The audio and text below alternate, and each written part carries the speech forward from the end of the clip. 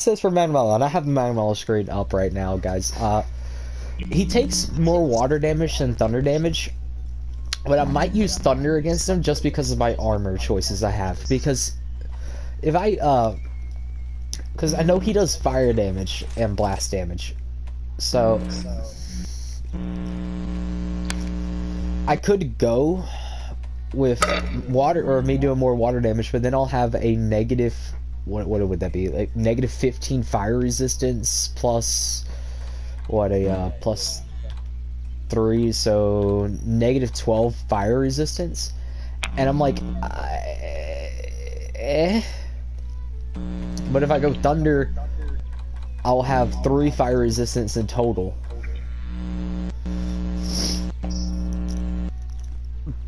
I mean, I won't have a negative on fire resistance, I'll just be doing a little bit less damage.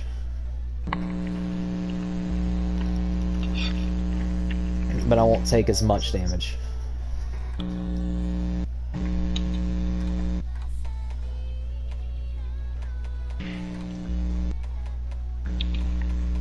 Are you asking me? No. Me asking or me talking about that is like, does my train of thought make sense? I'll be doing a little bit less damage, but I won't be taking as much.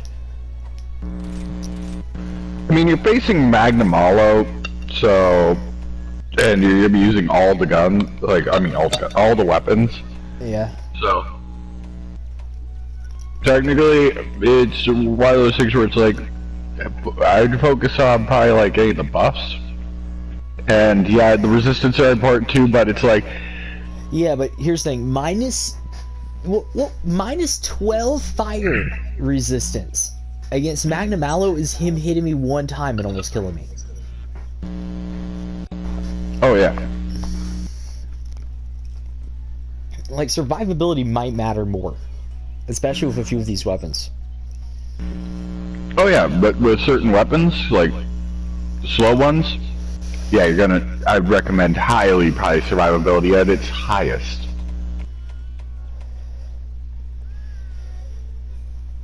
It's like, and that's the problem, guys, and I will explain this later. If I was fighting Magnum Mallow, like, out of order, I'll go past Magnum Mallow, and I'll kill the Bubble Dragon repeatedly to make the Bubble Dragon's armor, because the Bubble Dragon's armor, if I can point that out, because I will pull this up just so, because I feel like I have to explain my thought process.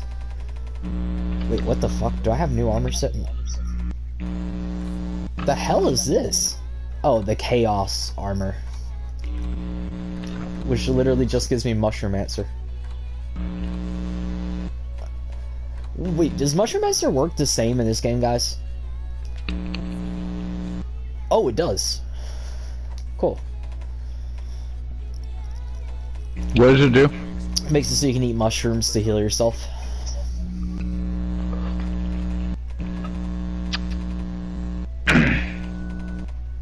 I'm just gonna remember that you're streaming and not say anything. I've already made as much jokes about Mushromancer in the past than you probably could ever make about it, so we're good. It's really, you gotta get high off of time. shrooms, yeah. Not to fill it, you gotta get high off of shrooms. Hey, you don't feel the heals? Obviously you need more then. It's like, this is what I was talking about though, for the Mitsusune, which is the Bubble Dragon. The whole premise I was having is like, I could go with the Mitsusune, because the Mitsusune works a little bit differently, because the Mitsusune has the full out water buff, meaning I'm dealing a lot of water damage, or I'm dealing water damage more, so this would be better against Magnum Mallow. But it also has the 0 on fire resistance all the way, so the full set of it would have 3 fire resistance, meaning I'm still not taking as much damage. So it's like, I would be, if this was out of order, I'll be using Mitsusune against, like, against him, like, at all times. But let's see. I would be using this disgusting looking armor, which actually is not horrible, but if I was high ranked, I would change the color. Because this looks better with a different color. Like, I think my favorite colors that you can put on Mitsusune was a black-red. like a black and red mix for Mitsusune, naturally look pretty dope. It's the same why, like, with fire damage, I normally wanted to go with Rathalos, even though it is only level 2 and not level 3, like how the, if I can go back to it, like how the Acnosom's 3, but in total effect, it'll still be doing more because even though I lose the percentage bonus, I get the attack boost of level 4, which increases my base attack damage by 5%, which will actually do damage into 4.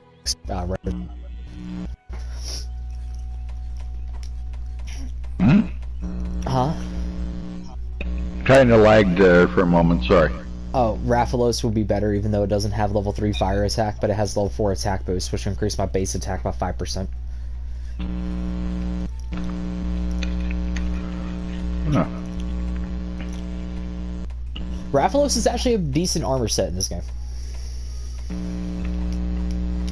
But okay, time for me to get off of that little tangent thing and go to Magna Malo, which is going to be the most stupid fights you guys are ever going to see me get into, because I'm going to have to change up how I fight Magna Malo, because Magna Malo is a character that I've fought with certain weapons a few times, but I try to avoid fighting Magna Malo a lot because I don't like most of his weapons.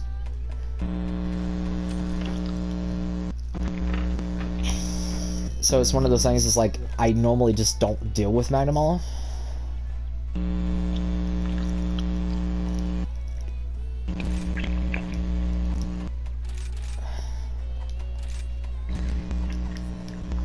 But we're going to go into it and explain my thought process with fighting Magna Malo with every one of the weapons, because I have fought him with every weapon before, but a lot of these weapons I'm not good with against him, because Magna Malo is probably one of the more difficult creatures you'll fight in low rank. Next to like the Olmadron. And for some people, the Tigrex and the Gossarog. But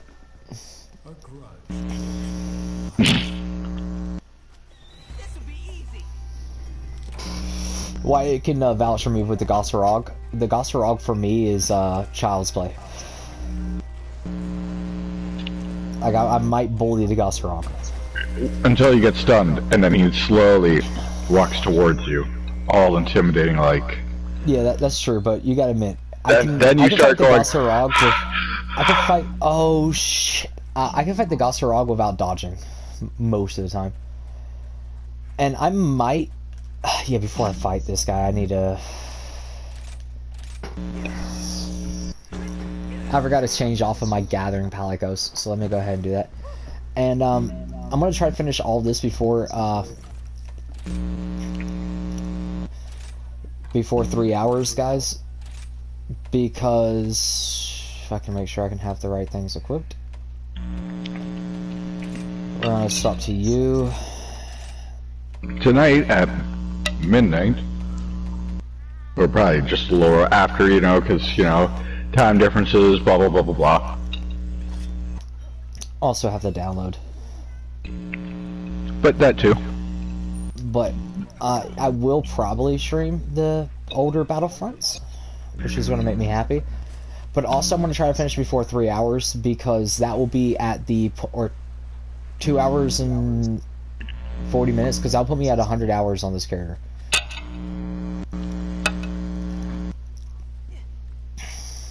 Which my goal is not to be at 100 hours on this character before I have a certain thing, which I might do that at 100 hours, or I might just say I'll do that when I'm in high rank with this character and do the 24-hour stream, which is just 100 plus 24 stream. But the 100 plus 24 might be not completely accurate, because my original goal was to beat this whole game in 100 hours, like beat the whole low rank within 100 hours. But that probably might not be doable due to how grinding's been kicking my ass.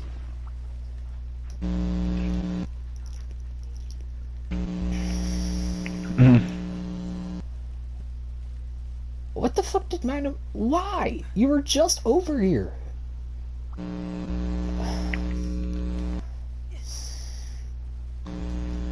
I swear, Magna Malo, man. Well, I mean, I can't. I'm not going to say anything because Magnum Malo always does this type of stuff. It's like he'll be in one area and then be like, I don't want to be here anymore.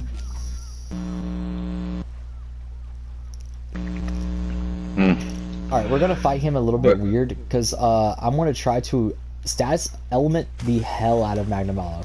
So we're gonna Thunder Blight him.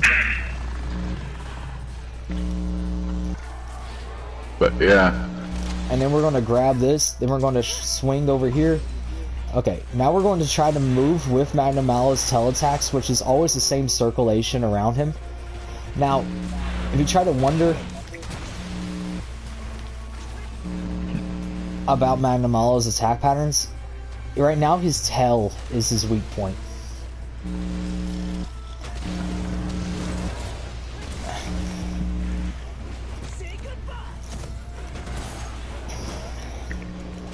I hate Magnum Malo's attack patterns sometimes, guys, for multiple reasons.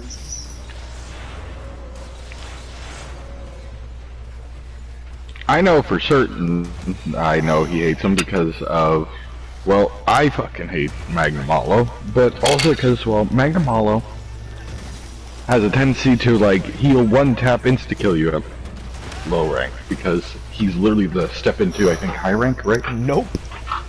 Oh? No. Last thing you fight is like an Almud. No, Almudron isn't even the last thing you fight, because you get the last stars after. Like, this isn't how you unlock the last star.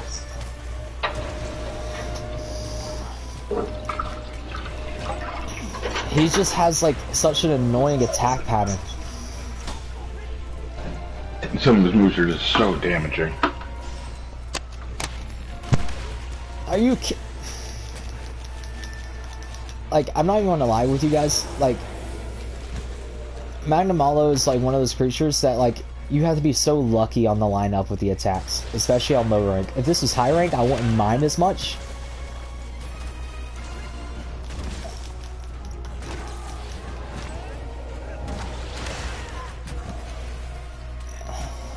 You're my best pal. Nope.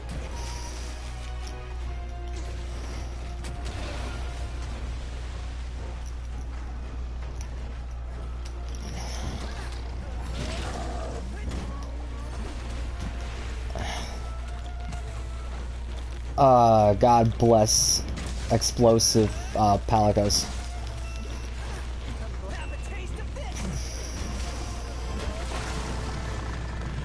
Okay, now his hand's weak, but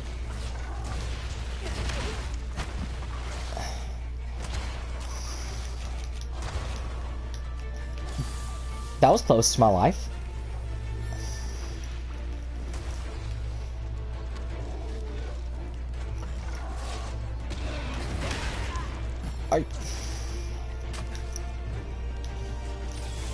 Don't you dare.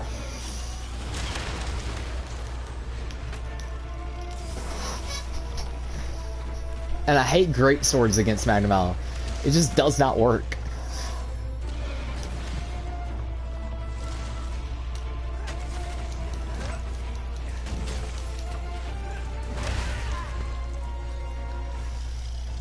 Come here. Just... Oh.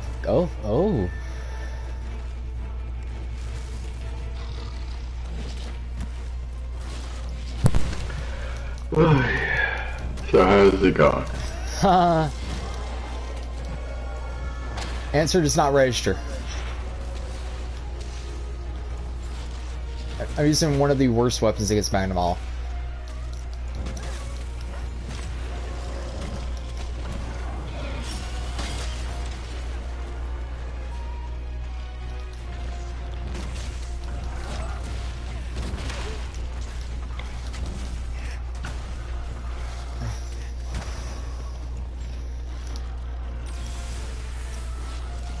I will give a rating on weapons of Magnum Malo after this, because, oh God bless Magnum Malo being a monstrous man.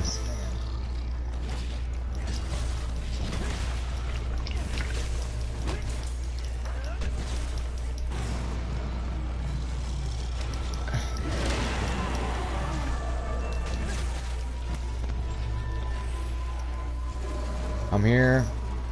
We ain't doing that Vortex bullshit.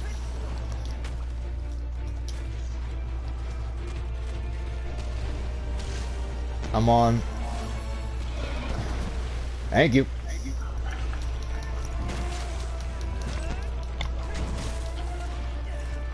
Have a taste of this.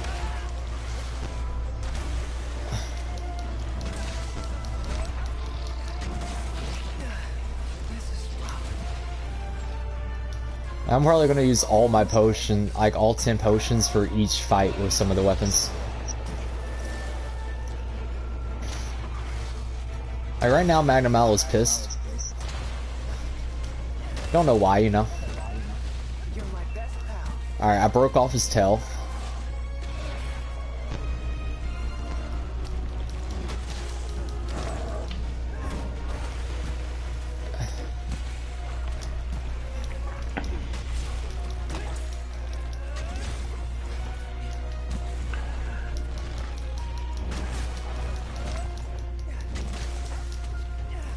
I was hoping I could have broke his head right there. But I couldn't get the head. But I did get his tail, which will give me at least something out of this. Okay, I didn't get what I wanted from it, but whatevs. Okay, before we go back into the fight with Magnum Mallow, there's a few things I want to grab here. So, I don't care about that, but I want the Mud Beetle. I want the Mud Beetle, then I want to go ahead and heal myself using the Vigor Wasp, and then I want to go back in for Magnum Mallow. Now, Magnum Mallow is really messed up right now. I'm not going to get a few of the breaks. Like, I wanted to break Magnum Mallow's back. I wanted to break Magnum Mallow's head also. I'm not going to be able to, but...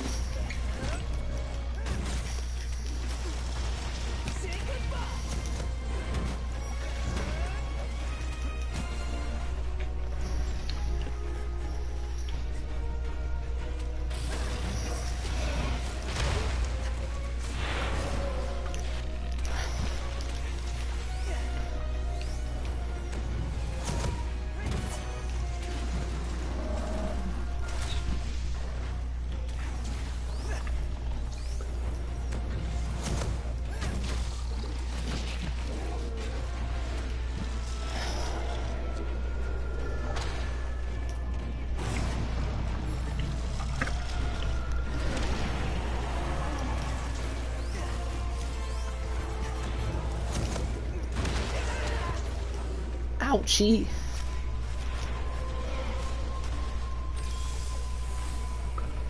I'm gonna try not to die a single time to Magnum Mallow though, but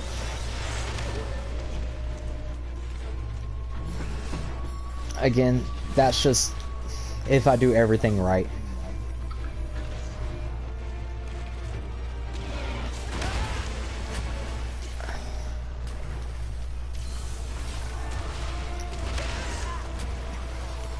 And if everything stops trying to murder me.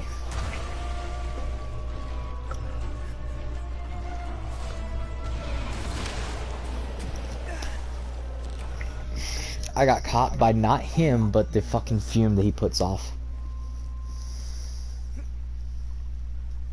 Okay, now I'm really angry. It's fine though. He's so close to death that it doesn't matter.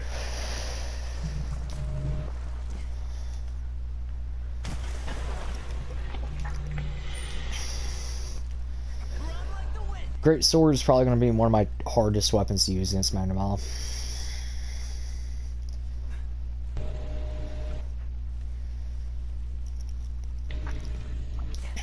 I'm not 100% sure which weapon's really going to be the easiest.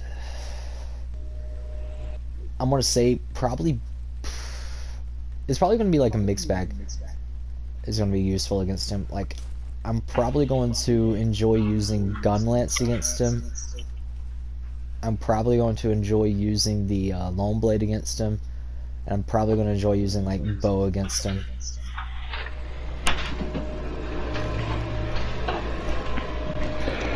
Now, to some of the people out there who do watch this and go and look at this and go, are you insane? He probably is. But Wait, you how am know, I insane? no, because for some people watching you, how if they've used gun lance or something before, but it's like he's got a good chance on it. Everybody, he's the one who taught me how to use certain things with gun lance and everything. So just again, this will probably be like again one of those things where it's like, hey, everybody will have their own top 5 weapons that they'll face with each creature. So, it's just because, yeah. So, but hey, I'm just calling you insane because of just that joke, you know, for certain weapons, because you're like lance, gun lance, right? I mean, I fought Magnum so many times that, like, I know what weapons work best for me, so... No, that is not, like, yeah, that's, like what I said, it's not everybody's preferences. Like, a lot of people probably won't want to fight this thing with a lance or a gun lance. Or a bow, for that matter. Yeah, but meanwhile, they'll want to try it with every other weapon, and it's just like... Some of these weapons are good, don't get me wrong, but other ones you're going to see suffering. It's like, do I know there's a way to fight Magnum perfectly with a greatsword? Yes. I'm not that guy. And this is me, and I'm being like, I know for a fact greatsword, because I had a character on Monster Hunter World that I put around like 2,000 hours just using a greatsword.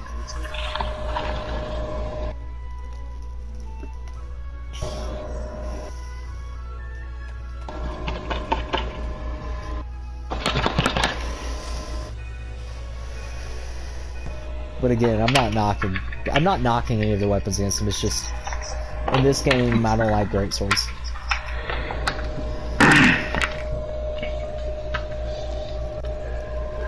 You heard it here, here first, folks. Okay, he doesn't like the greatsword in this game, meaning all of Monster Hunter.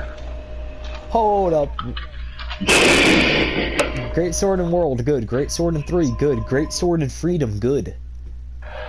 But you said in this game, in the game's Monster Hunter. You remember how I was talking to you and I was going over like the list of the hardest games, and it was like what was it? Like Monster Hunter Freedom was the hardest Monster Hunter.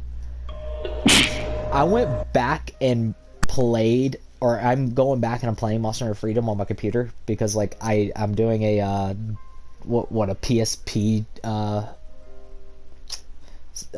fucking Christ emulator, like a PSP emulator to play it on my computer.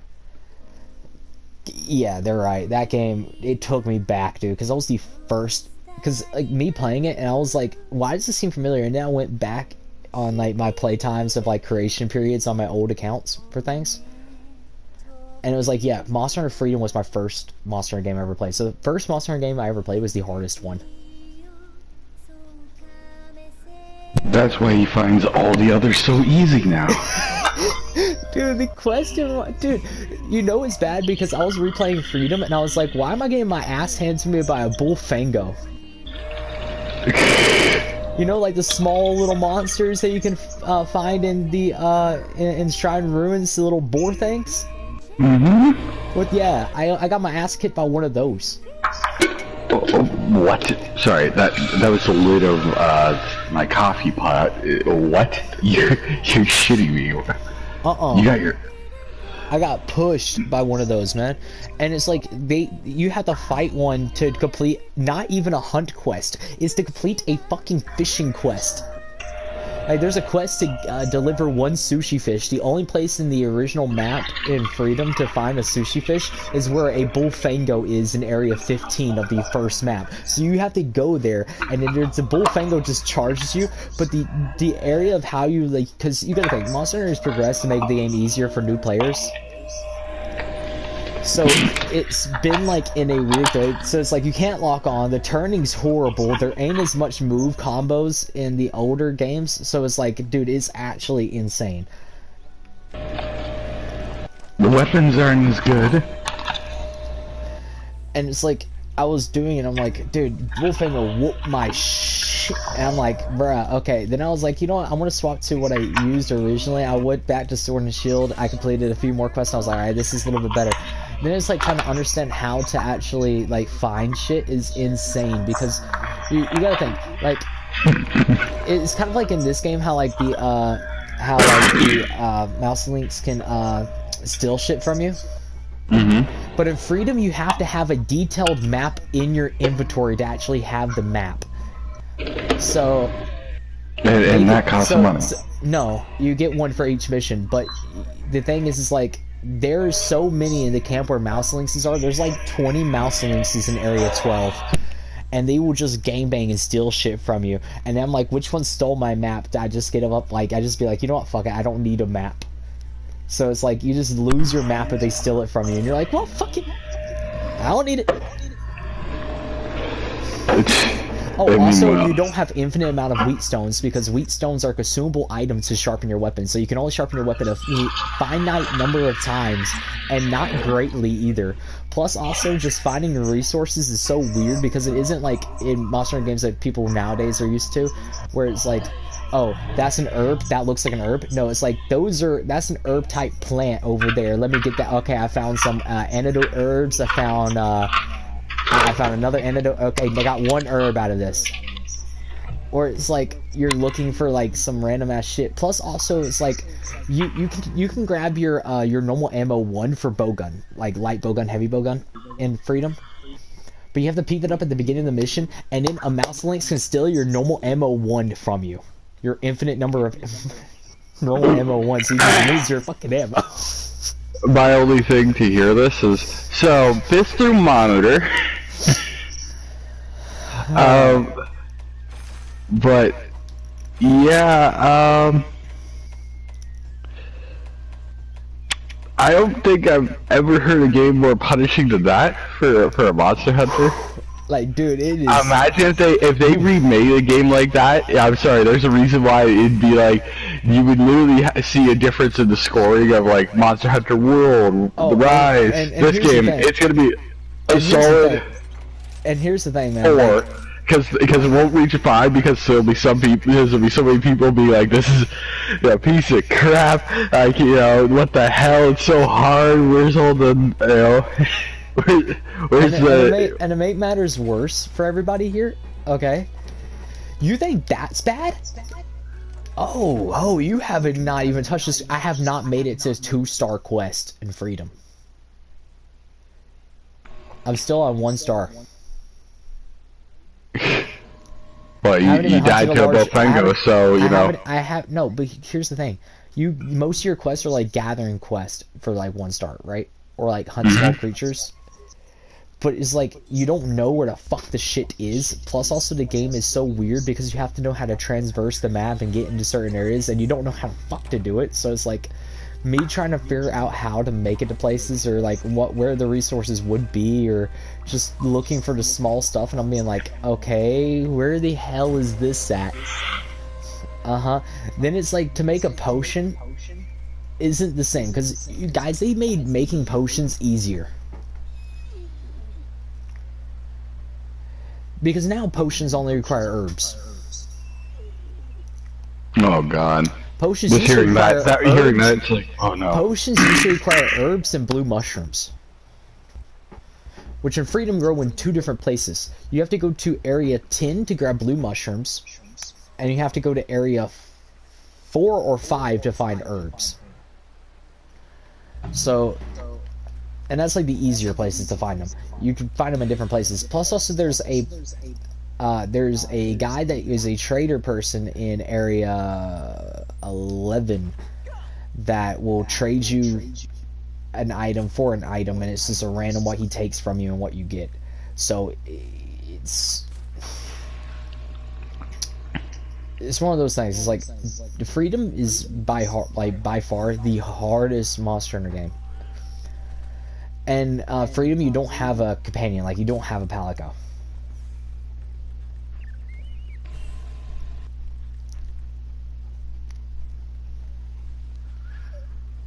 I mean, you didn't die from your Palico knocking you into an attack, so. No, that's true. I'll agree with that. Oh yeah, so my brother-in-law is playing Monster Hunter World Okay. on Nintendo. No, on the not Nintendo. On the Steam Deck. Okay. For one, looks pretty fucking good for Steam. Yeah, I mean I have it on Steam. Oh yeah, but Steam Deck. Like, Yeah, I haven't played it on Steam Deck. I've played it on computer. And I was talking to him and I was like, "So what weapon are you gonna go?" And he's going longsword. Most used weapon in Monster Hunter games. Because most people use longsword. I told him hammer all the way for me. I like it. Longsword's the most used weapon in Monster Hunter, guys. I don't have a problem with people that use light sword or longsword. I feel like if you only know how to use longsword, you don't actually play Monster Hunter. But I think he's somewhat also new into Monster Hunter, so I'm not 100% sure. It's the easiest weapon to use in Monster Hunter World. So we were chit-chatting, he was like, I guess he played before, but he only played up to Akiran. He faced Akiran. That's not really a character you ever have to fight in. Like, you don't have to fight Akiran in the story to begin with, so. But hey, I give him props though. That means he was doing side quest. yeah. Because that's the capture side quest lead up to the character. Are you shit? Are you fucking with me? I just got it off of me.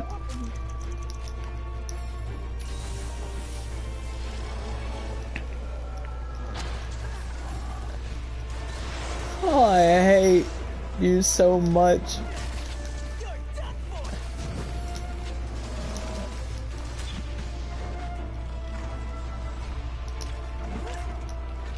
But yeah,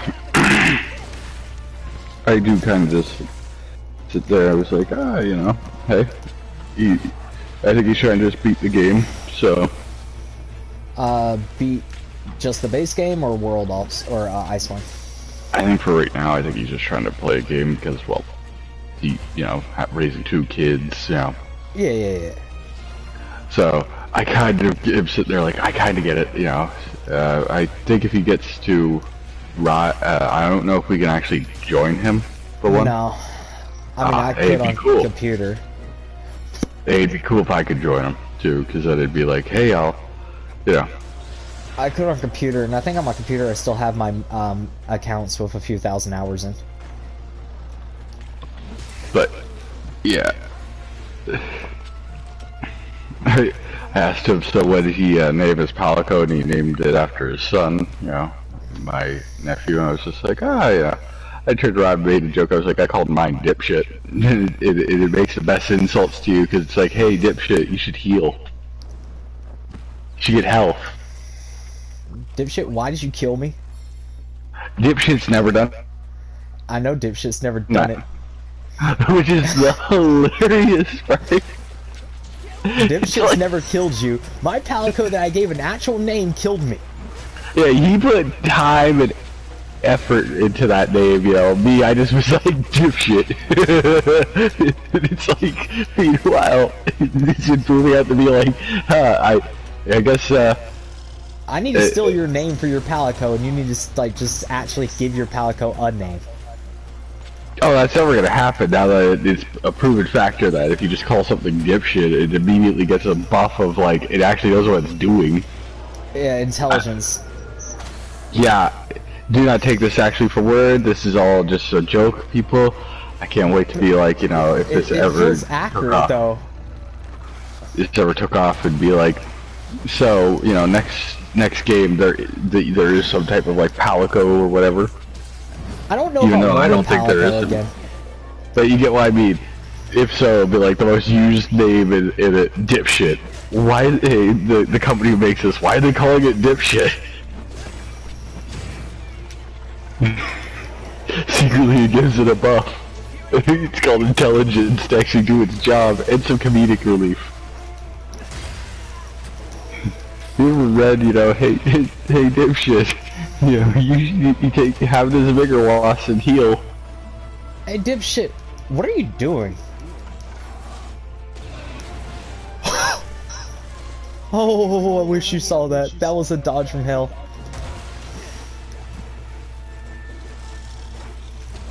Nope. Nope.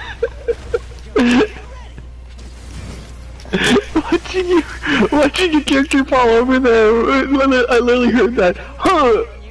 And then you fell over you saw me with the tail dodge? Yeah, literally, you got hit by like a stun type of thing where it's just like stunned, fell over. I like how I got Ghostface with the Madam Mallow. I rarely get this.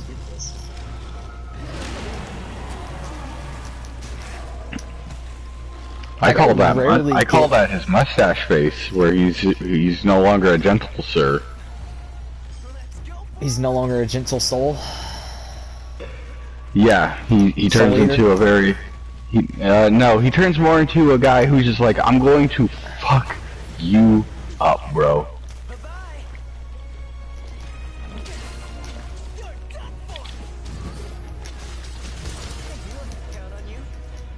I will break every living part of your body because I hate you, Madam Mallow. Alright? You listening to me? Alright? I'm done with you. You are actually annoying. Woof. No. No. Bad man.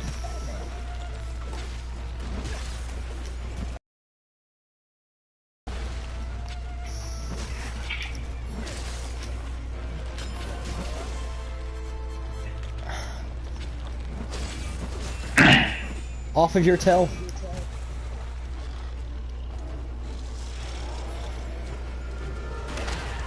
What? That? Oh, okay. Oh, and very quick to his stream, if you kill the Zanagra, make dog armor, and put Zanagra armor on a dog, does it turn into Zadagra? Maybe. Food for thought. And doesn't Zadagra sound like a fucking Pokemon? A little. I don't think it is one, so I just created something on my own. We got Ghostface again. Ghostface Killer, you know, Wu-Tang. Ah, he's no longer a gentle sir. Oh, where the hell did that go? Oh, there's Tell.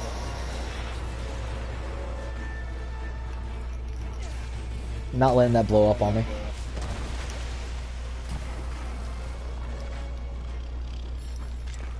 Yeah, it's funny. Earlier today, I was playing SnowRunner here, Psycho, Yeah, I and saw you playing it.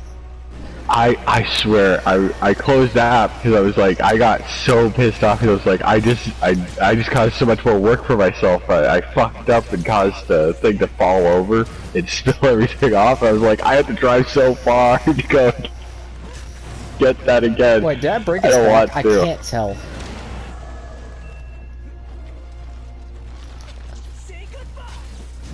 I can't tell if I broke his back or not. I'm trying to take a look. Like, it looks like I did.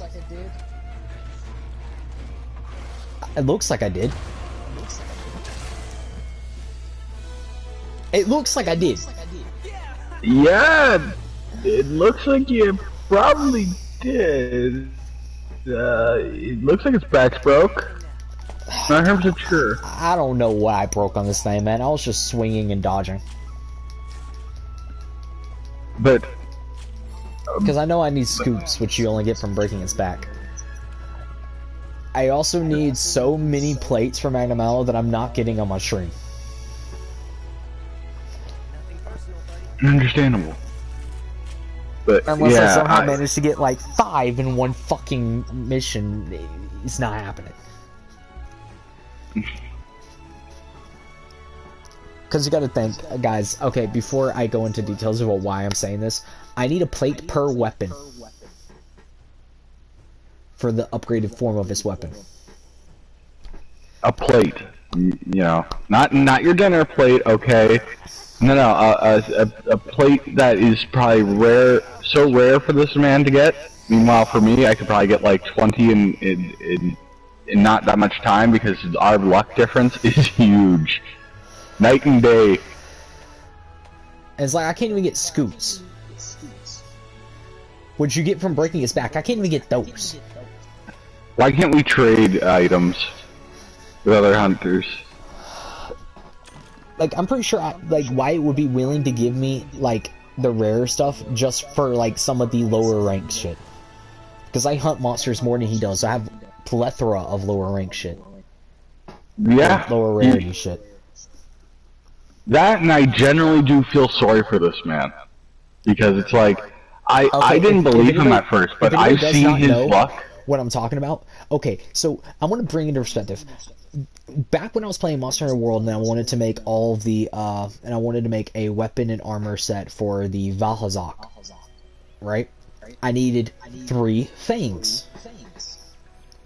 What'd you get from breaking his head? I hunted the Valhazak 127 times to get 3 fangs, and I broke his head every fight.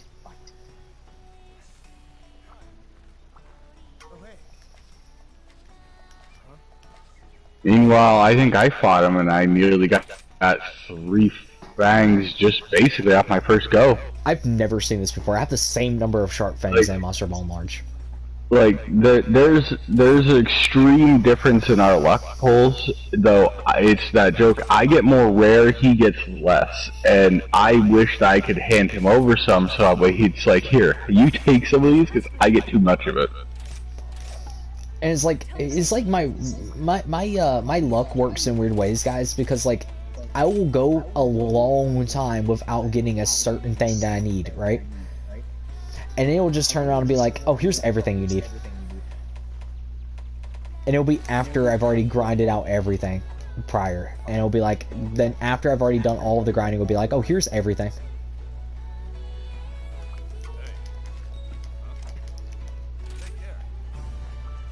He had to show dedication, spirit. The game was like, listen, we can't just hand this over. He proved himself worthy. Okay. Not bad. We'll take you on.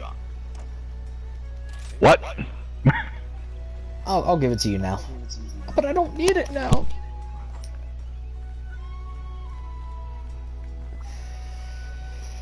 Take it and go, kid. Take it and go. And it's so stupid, man. Like, my luck in video games is horrendous. Like, the fact that I go through the amount of bullshit that I do is ridiculous.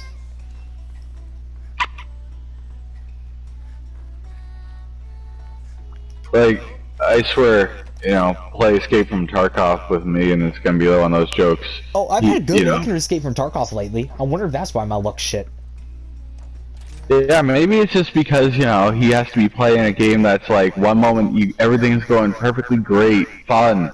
Next second, what happened? I fucking died. Dude, because here's the thing. I went through 2 matches in a row of Escape from Tarkov where I was on reserve. I wasn't doing, I was doing reserve, which actually has, like, the train that goes around. It's a pretty big map. It has outside some buildings and everything.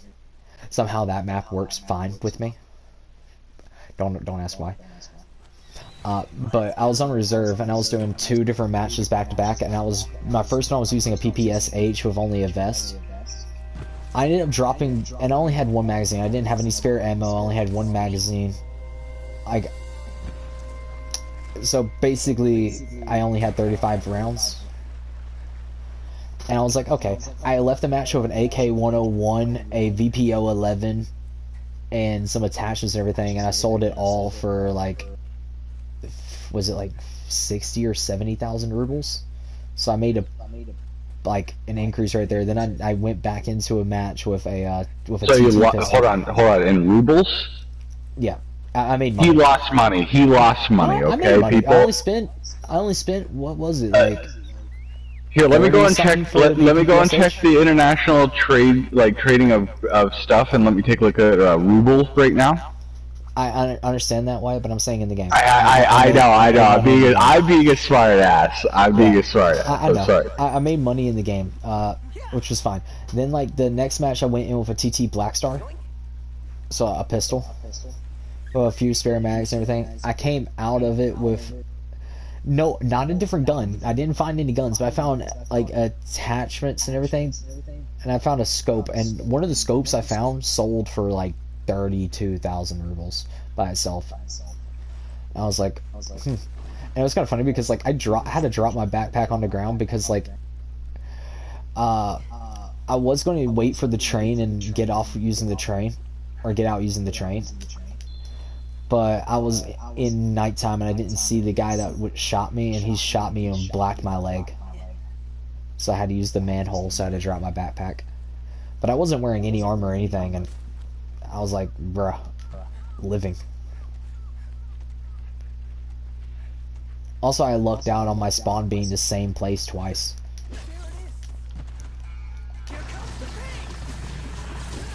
But yeah, I do laugh though. It's just like, you know, I can only imagine though it'll be that, you know, we're gonna go to, I'm gonna play. It's gonna be like maybe a few games season, and either it'll be like his favorite map, Factory, right? Factory's not my favorite map. Reserve's my favorite map. Factory is good, but no, Reserve is my favorite. But still, it's gonna be like your favorite map, and then it'll be like you're gonna get killed, and somehow I'm gonna walk away with shit. And you're just gonna be like, fuck this, Wyatt, fuck you. I don't see myself dying in Reserve though. Only thing I can imagine though is just like one of these times they'll be like, you know, either you die and then I'll find like a bunch of rare shit that's like really hard to get. The only thing I want to ask is just throw my gun on you somewhere.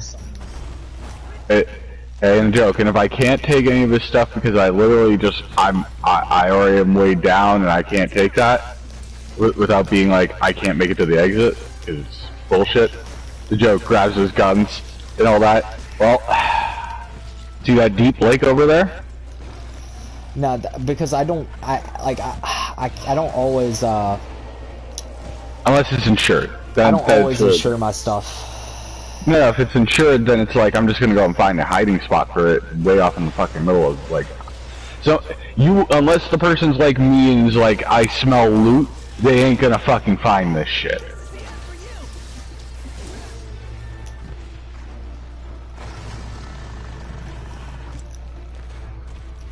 I feel like me fighting a Magnum Mallow with a sword and shield is like the biggest wonderance in the world about how I fight him.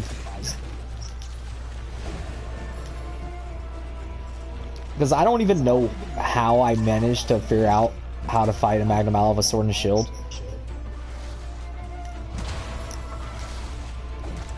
It was just one of those things that I ended up figuring out, and I'm like,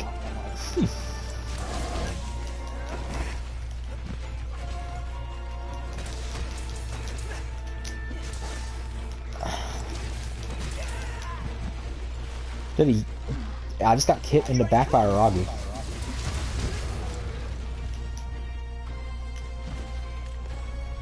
Oh no, you don't.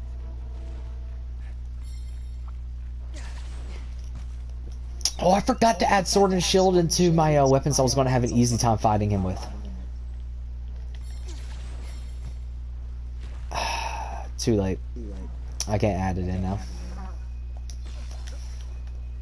Even though, yeah, sword and shield is definitely going to be an easy one for me. I'm already in it, so I can't do an after call. This is gonna hurt. Yeah, he showed on last call before you know, the bar closed. Final call for alcohol.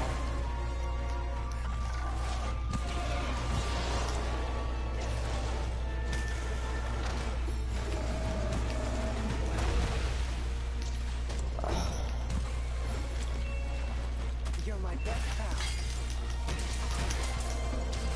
Get.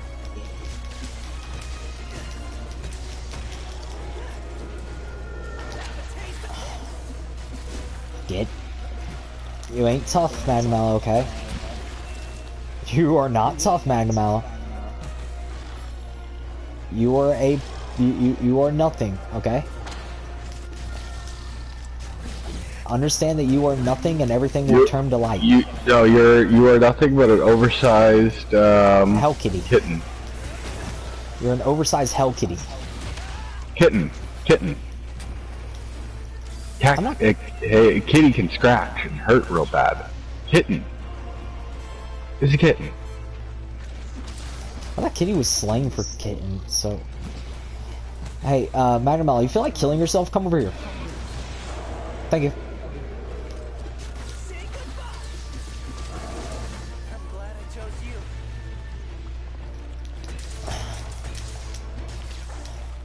Well, I'm not 100% sure on your logic there, because if so, then it's like, yeah.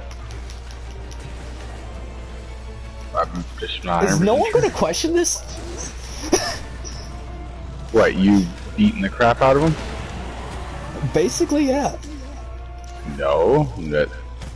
For one, this is somewhat what happens when you start fighting the same creature over and over again, and then it's just like you wonder why it's becoming easier. No, I fought Magnamallow a lot, but I'm just saying, Sword and Shield's like my most...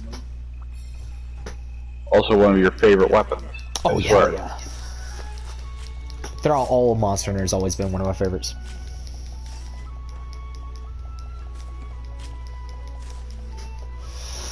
Did I break his back? I think so. Nothing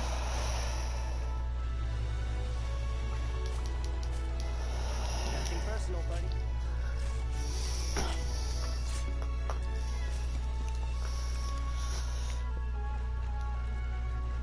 I think it broke its head also. Yeah, I broke its head and I broke its... Yeah, I broke its back. So I should have a chance of getting a scoot, and I should have a chance of getting a plate. Because you have a 3% chance on a break of its head for a plate. We did it. Yeah. And what's funny is that breaking his back should more oftenly give you a scoot than the 2 Ghost Prism. I just somehow roll Ghost Prism every single time. That's his luck. At least I got horns. Oh, I got a scoot. I got scoot on the thing that's harder to get a scoot off of. You get scoots less as hunting rewards than you do for breaking its fucking back. But yet I can't get it from actually breaking the part. I feel like this is going to be a while. It's okay though. Plates are something I can get later.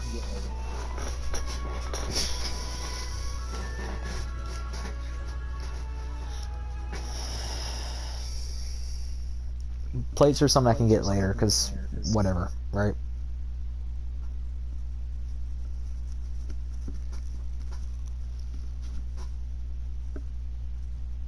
And I'm gonna need a lot of scoots, so that number that's at like 3 right now is going to have to go to like almost 20 by the end of this.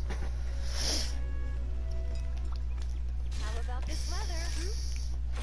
Have a look. And if you don't understand what I'm saying, I'll bring it up again just for the explanation. So I'm gonna pull this up because I haven't got a plate yet for the Magnamallow, but I can still show the materials and everything. So you got scales, which of course you can get from carves, right? You can get from breaking an arm blade, and 17% off of just, you know, being normal. It can also drop the material, whatever, right? It's shells or stuff that you just get off of like drop materials and target rewards, and you get more off of captures, whatevs, right? The blades you get from breaking his arm blades, and it's an 80% chance, right? 80% chance? Cool. Right? Makes sense.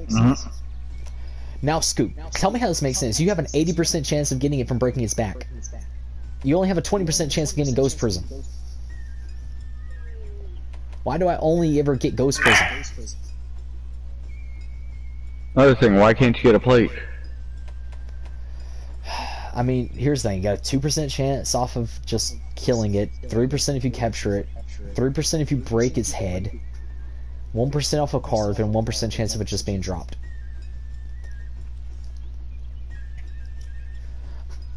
Because when you break his head, you have a 97% chance of getting a horn, and a 3% chance of getting the plate.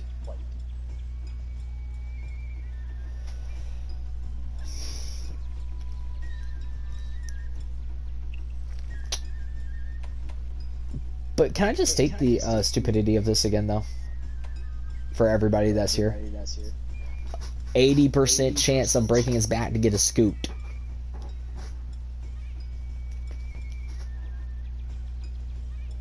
I only ever get Ghost Prism at 20%.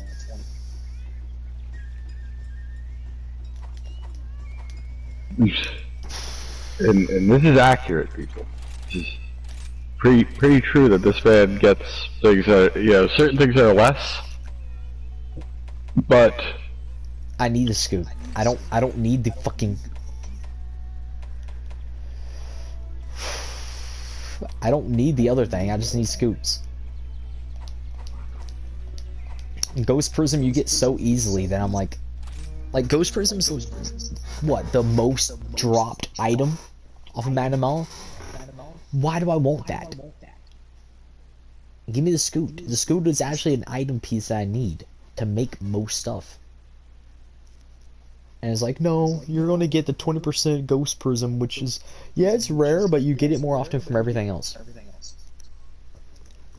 you are literally the Squidward of the magic conch moment, okay? No. Can I get a what is it, a scoop? Was it? Scoot, yeah. Can I get a scoop, please? No. All hail the magic conch!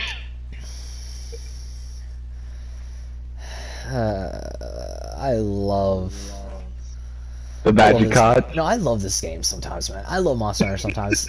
me grinding for materials, guys, is like, you should be happy you don't have to watch it.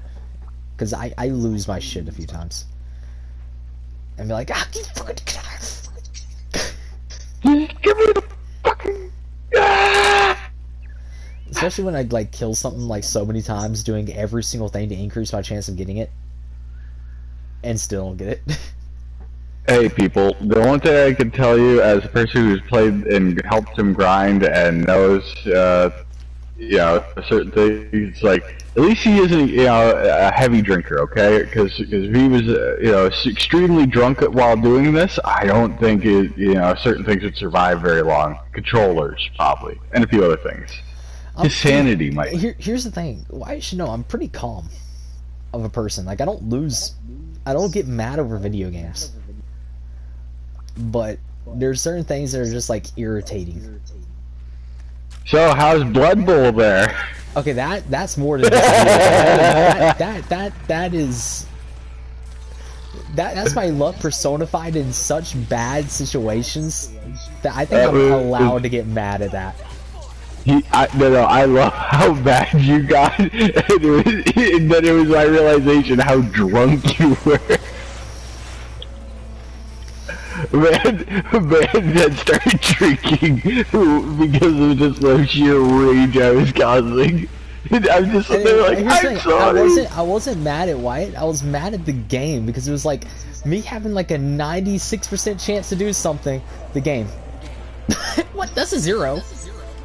Oh, or here, better yet, let's remember, you know, Wyatt has, you know, this much of a percentage chance on, you know, making, like, past, like, 4 or 5 dudes, like, literally the odds are stacked against my guy forever going here.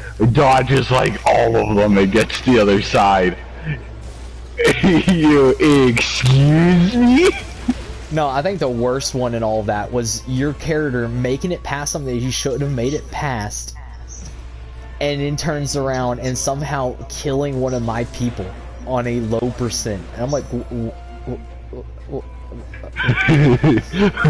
I can tell you there are people, that man was drinking, and I was back just at, like, kind of laughing because it was like, I've never seen him like this before, okay? Like, he was so adamantly angry at a game. It was just like, it drove him to drink. and I don't get mad in video games. Like, I can play Souls games happy dandy.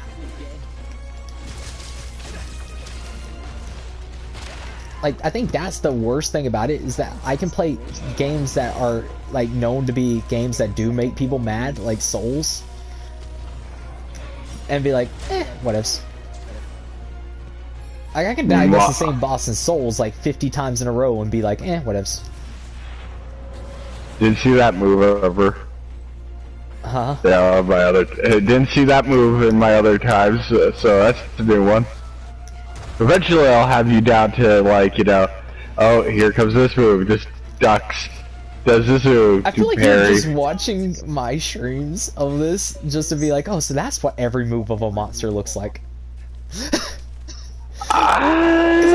Somewhat. I feel like I've gotten to that point just by fighting monsters so many times and being like, I know you so well that it hurts.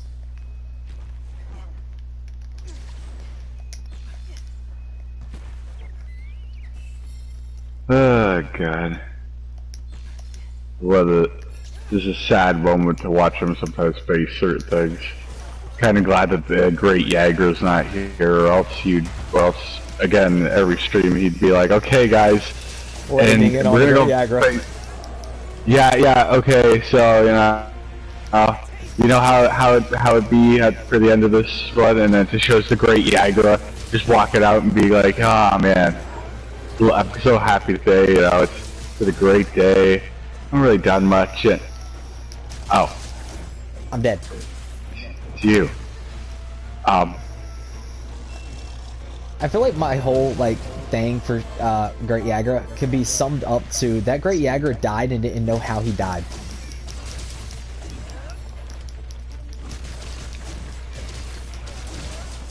Here it comes.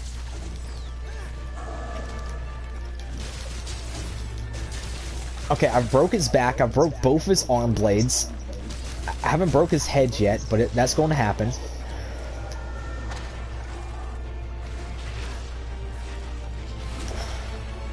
Take this.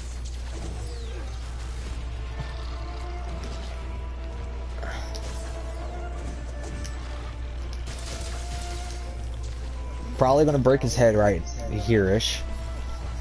There's an obedient fella. Like, whenever it falls down. I'm gonna get its head broke. Bye-bye. Here it comes.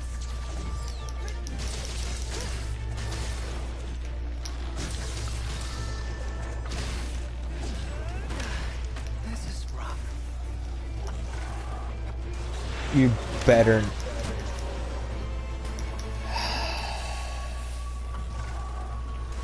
I do not agree with this.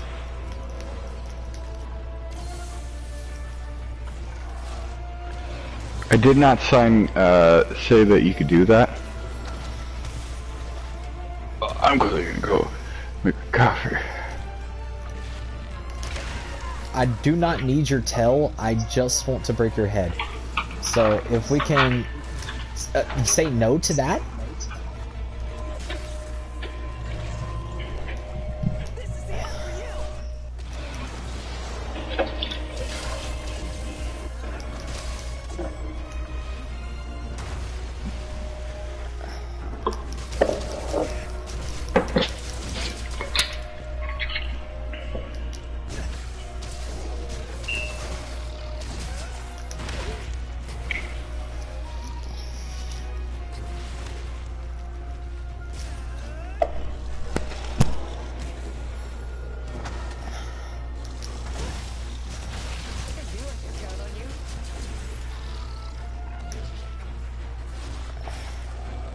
Okay, there goes his head.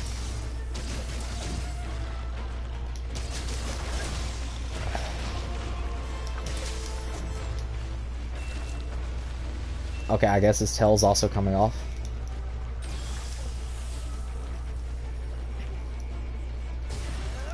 I'm pretty sure I've broken everything on Magnum Mallow. Piece of cake.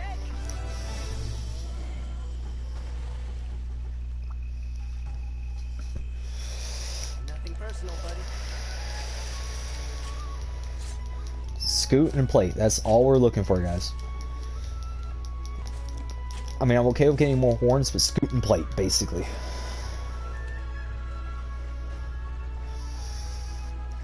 I'll be taking this.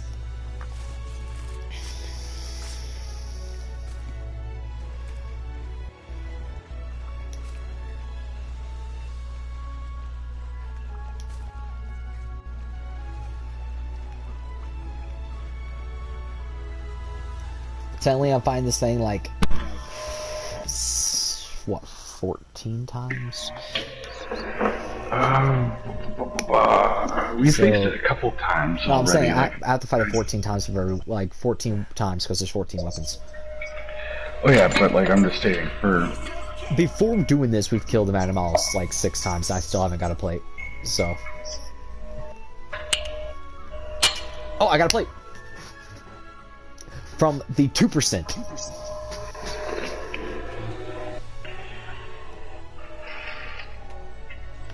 Wow, your first one. Yep, from the 2%. You let it be known, people. That is his first Magnum Mallow plate.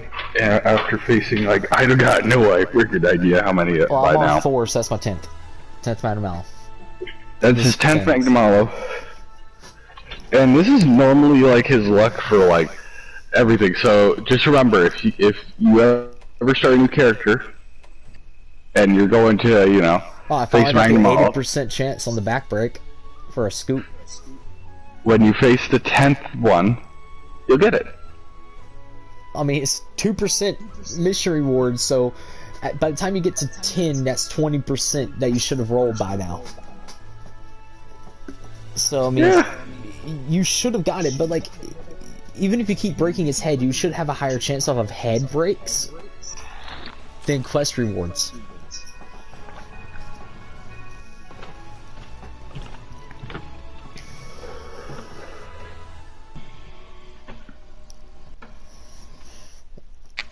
And that says something, because, like, I don't mind fighting Magnum Mallow. It's just on, the stupidity, because, like, I've gotten Rathian plates. I have, like, 4 or 5 Rathian plates. And nothing to use it on.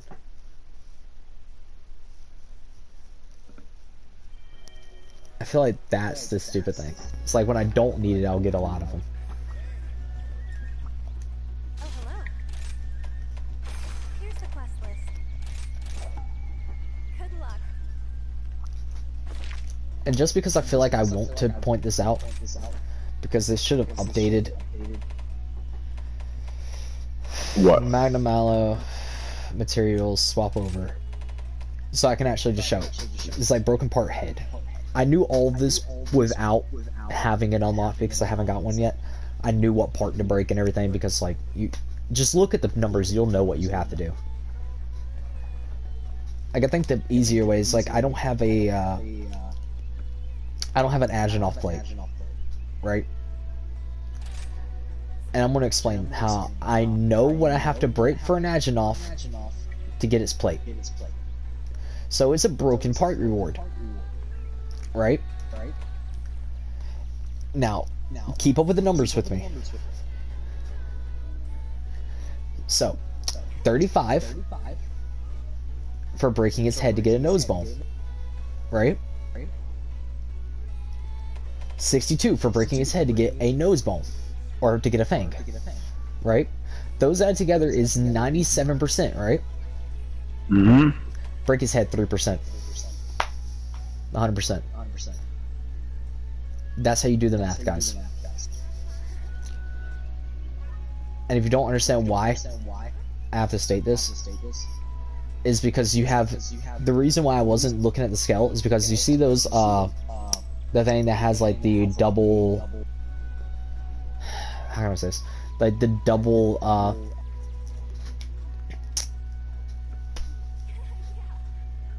the double widget I guess is how I would explain that. Like the double page for for broken parts is leg, because that's talking about it's for breaking one of his legs is a 6% chance and the other one's a 40% chance. And you can get off of a carve of the tail and everything. Now, I don't also have an Agenov tail, but the Agenov tail is a 70% right here. Which is where I want to explain this one. From carving its tail, you have a 70% chance of getting its tail. And then you have a 27% chance of getting its tail, plus also a 3% to get its plate. So you can either get the plate off of an Agenov by carving its tail or breaking its head.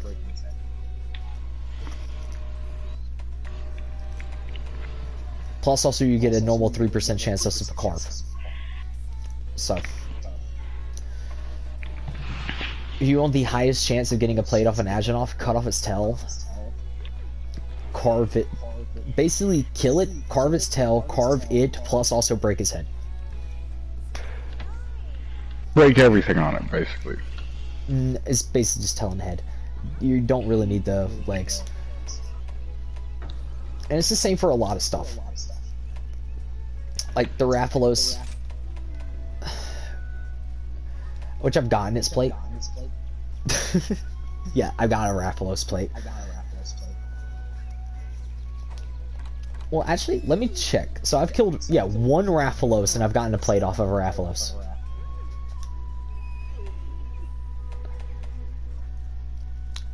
I've killed one Agenov, have not. Oh, never mind. I have not killed 10 Magnum-Owls. I've killed 9. Killed 9 and got one plate. I've killed 17 Rathians. And I've gotten like 6 plates. Or 5 plates. Man, it's just like I can't even be happy at hearing these numbers. But it's just a joke here. But everything that you can cut off a tail of, besides Magnum Mallow, I'm talking about like dragon types, so like Rathian, Rathalos, you get their plates from their tails also. And it's not always a good idea, but you can have a higher chance of getting plates by finding the higher ranks.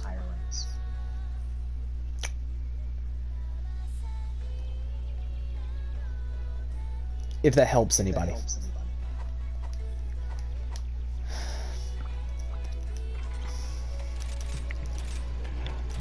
So just think, if you're facing a master rank version of everything, okay, you know, you should be guaranteed some pretty good shit. It's just you're facing something at master rank. I would recommend grinding for plates and high rank. Unless you are really skilled at the game and master rank to you is just needs to get a little bit more harder, in which case you don't need plates anymore by that point. Yeah, you don't need plates anymore, and I'd recommend you go and play. You gotta think. You get. So is plates are low rank materials. Then it goes gems. Gems are the higher rank material. And then in master, I think it's still gems. It might be something else, but I think it's still gems.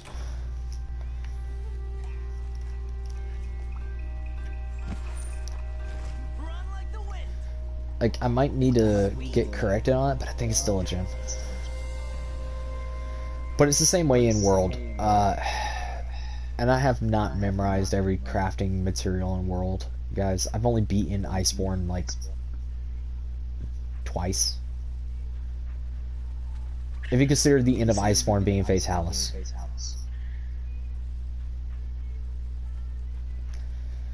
And I've never crafted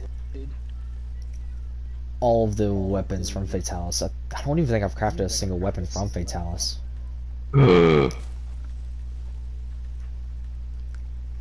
Well, Fatalis is a non-elemental weapon with a high affinity. Okay. Well, no, not high affinity, it does high base damage. I'm more focused on elemental weapons, so I never really cared about making a Fatalis thing. Okay, we're on Lance. And we're gonna see if I'm accurate on if Lance is gonna be easy.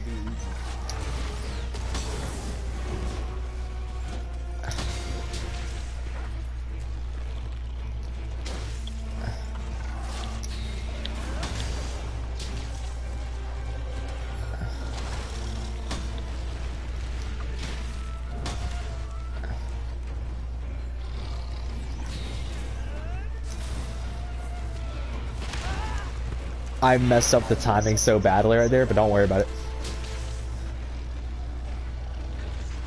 Take this.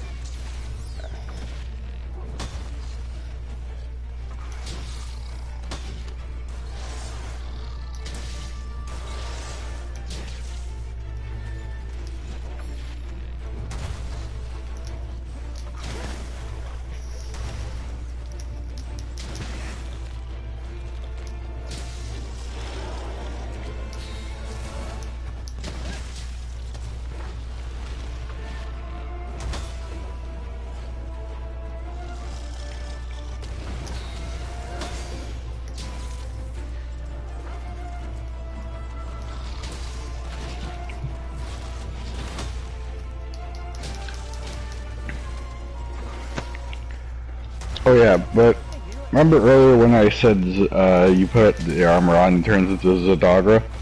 Yeah. So if your dog starts getting angry and then starts howling like like a wolf does to the moon, does he start becoming more powerful until eventually he pulls forth the power of lightning? I'm gonna hope not. Well, hold on. But then he turns into man's best friend because think, what happens to your car if his battery dies? Then you just turn around and be Monster like, doesn't hold have on, cars. positive, negative. No, I imagine well, hey, they could figure out power then, because then they just put positive, negative to the certain pieces of them, and then they just hook them up and just like, here we go.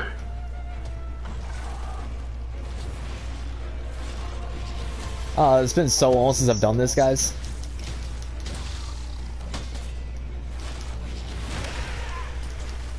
I might need to heal a few times, but yeah, Lance is gonna be somewhat easy.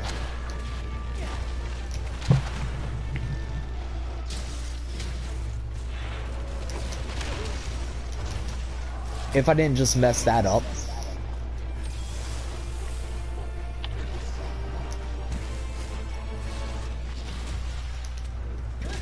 Here comes the pain.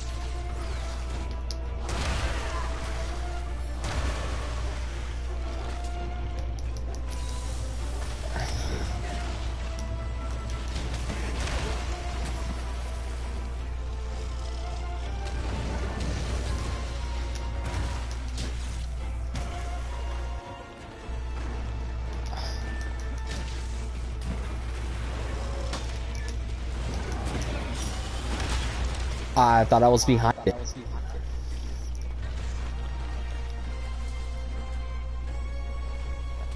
It's not over. I can get quoted for me being an idiot on that one. I thought I was behind his drop down.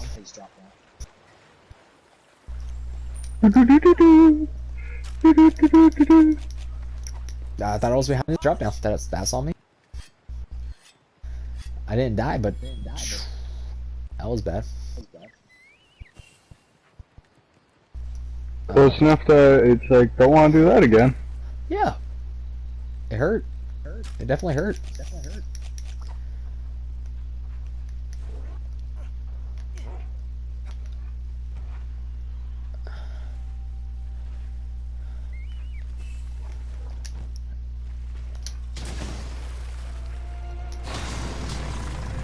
Shut up. But I didn't say anything. No. This guy. Oh, I know. The only thing I heard was shut up, so it's like, I haven't said anything. Yes. You mind reading me? God, just chill for a second. I need to get this off of me.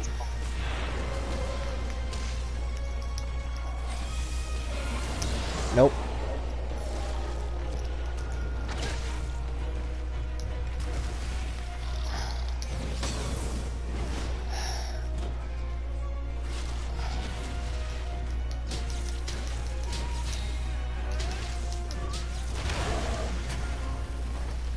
So, how did that feel, Manimal?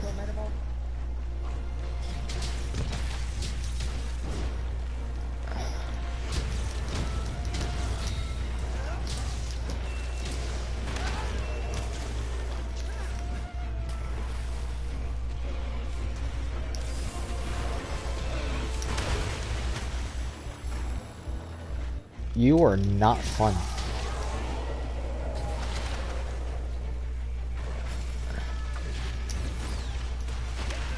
What?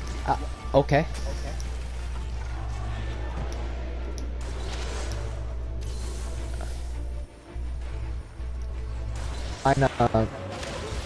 You might not. Dude, you.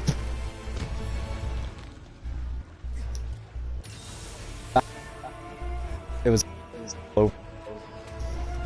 What? A Bullfango almost killed me. Oh, you were coming in a little choppy there. Yeah, I don't know why. You downloaded anything? I don't think so. Because there was some updates. I'll check after this fight, but I don't think so. Have a taste of this.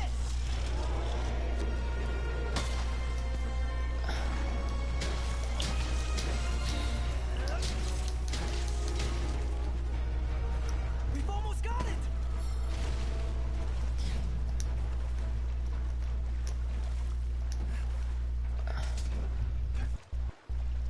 I know I broke his tail and never grabbed it.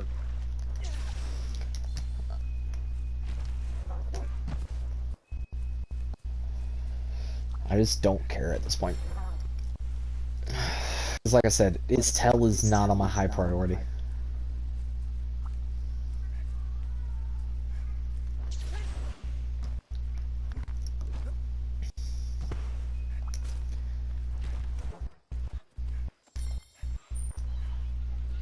Run like the wind. Just a random wyvern tear from Mizuchi. Sometimes we cry. Yeah. Sometimes I feel lonely.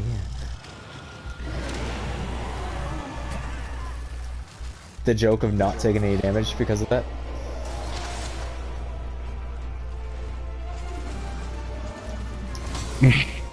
Yes, when you parry the fucking whirlwind.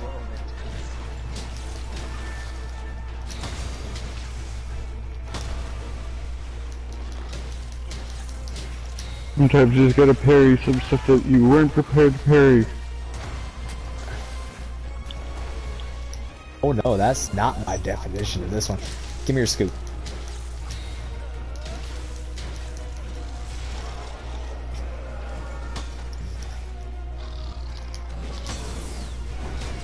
Give me your scoop.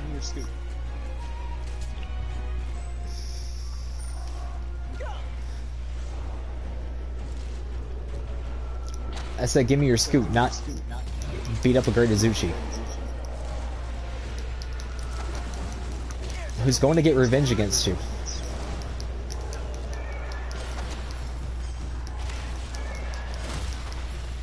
Or not, because Madame I'll be Nope! Great Izuchi gonna get revenge!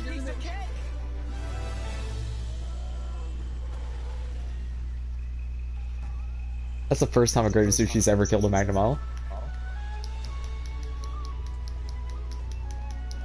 I'll be taking this.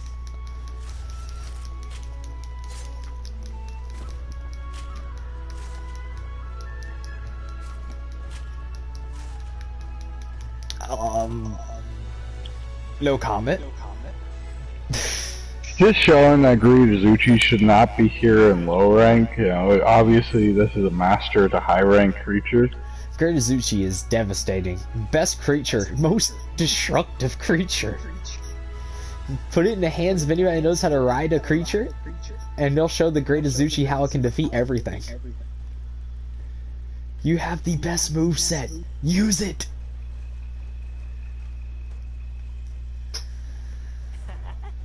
Is that stupid? I actually believe this is not me joking right now, guys. I personally feel like the Great Izuchi has the best mounted moveset. So, hey, in recent news, Great Izuchi has taken out an Elder Wyvern. I could probably make that happen. Which would be freaking sad. Great Izuchis are insane, dude. But then, wait, does that make it a, so it's a grade Azuchi, so what would it make it? That would be kind of close to a Raijin, because that would be a normal monster that hunts Elder Dragon, or Elder Wyverns.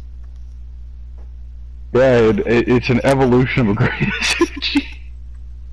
No, it's just like, it's just going to be like the savage grade Azuchi. Or the, or the bloodthirsting Azuchi. Dango are a taste of heaven. They're just gonna give it like a special like prenup to its name, or a god fucking I said prenup, then that's not the right word. Fucking prerequisite to it, not prerequisite. Fucking a title that comes before your name. I cannot think of the name of it. It's like, it's like when you put doctor in front of something, but it's not a title. Because a title is like you are da da da of this, or you are this.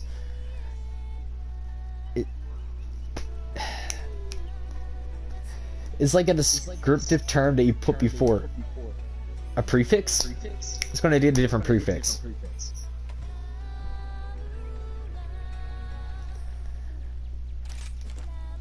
I would have to think of English terminology. I have not been in school for a while, guys. Yeah, and he goes to America. Huh?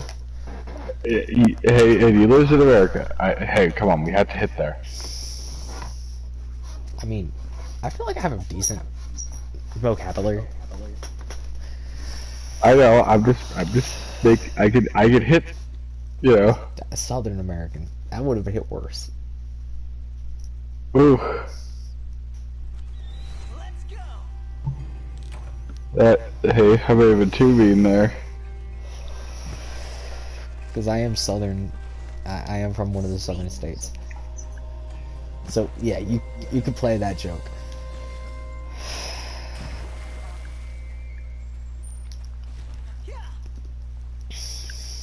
But I also live in, you know, probably some of the better states in the United States.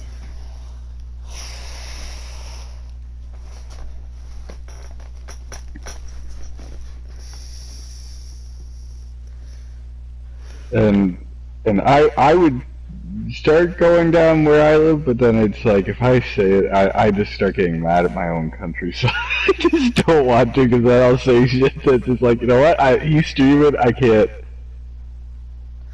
It's like, my state's not perfect, but my country. man, fuck. that was the creepiest moment that could have ever happened on stream that I wish a camera was on, because that was like the weirdest shit. I had a wasp land on my hand on my controller, walk up my hand, and then fly off.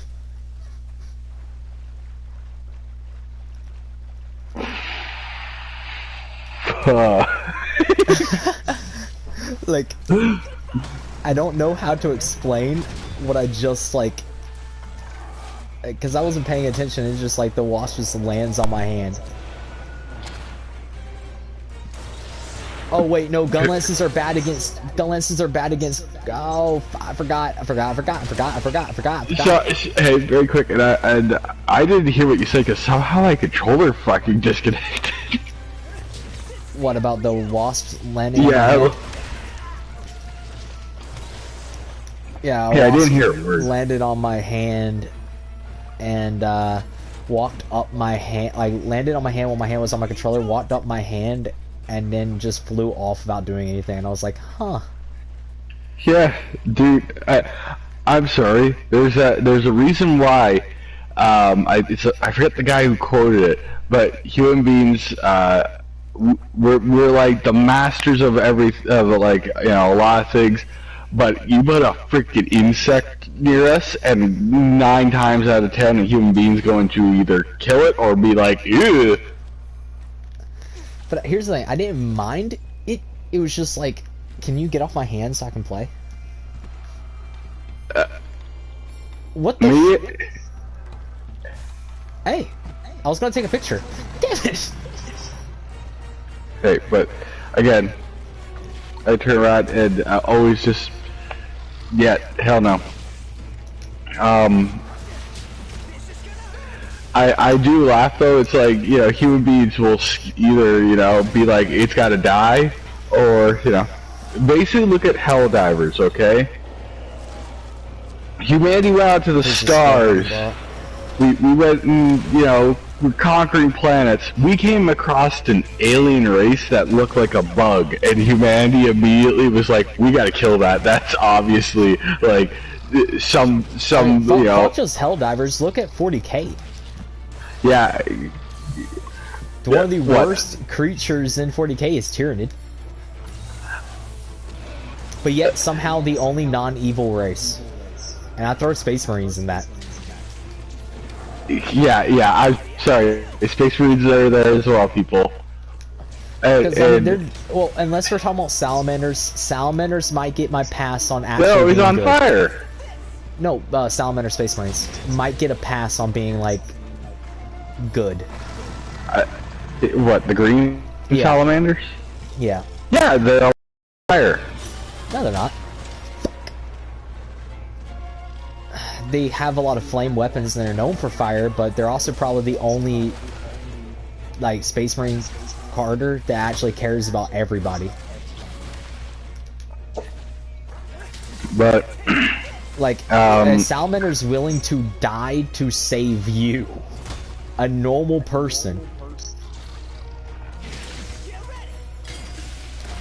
Which is more than can be said about every other Space Marine charter.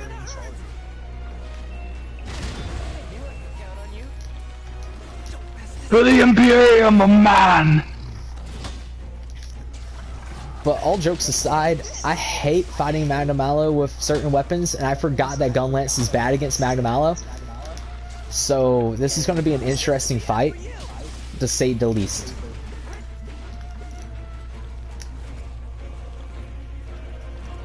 I'm going to ride it so I can get more time.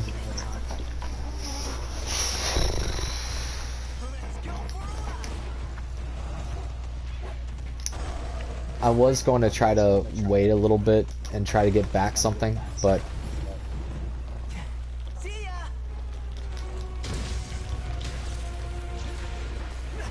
Have a taste of this.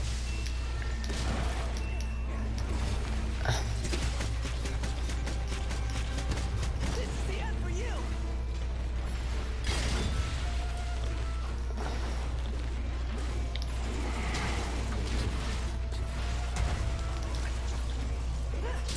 I do not recommend doing this, guys. Like, almost ever. Take this.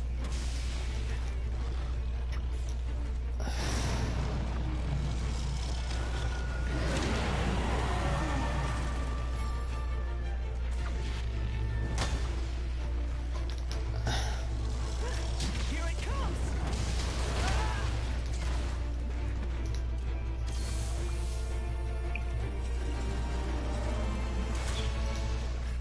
Can I get one more drink? Okay, cool.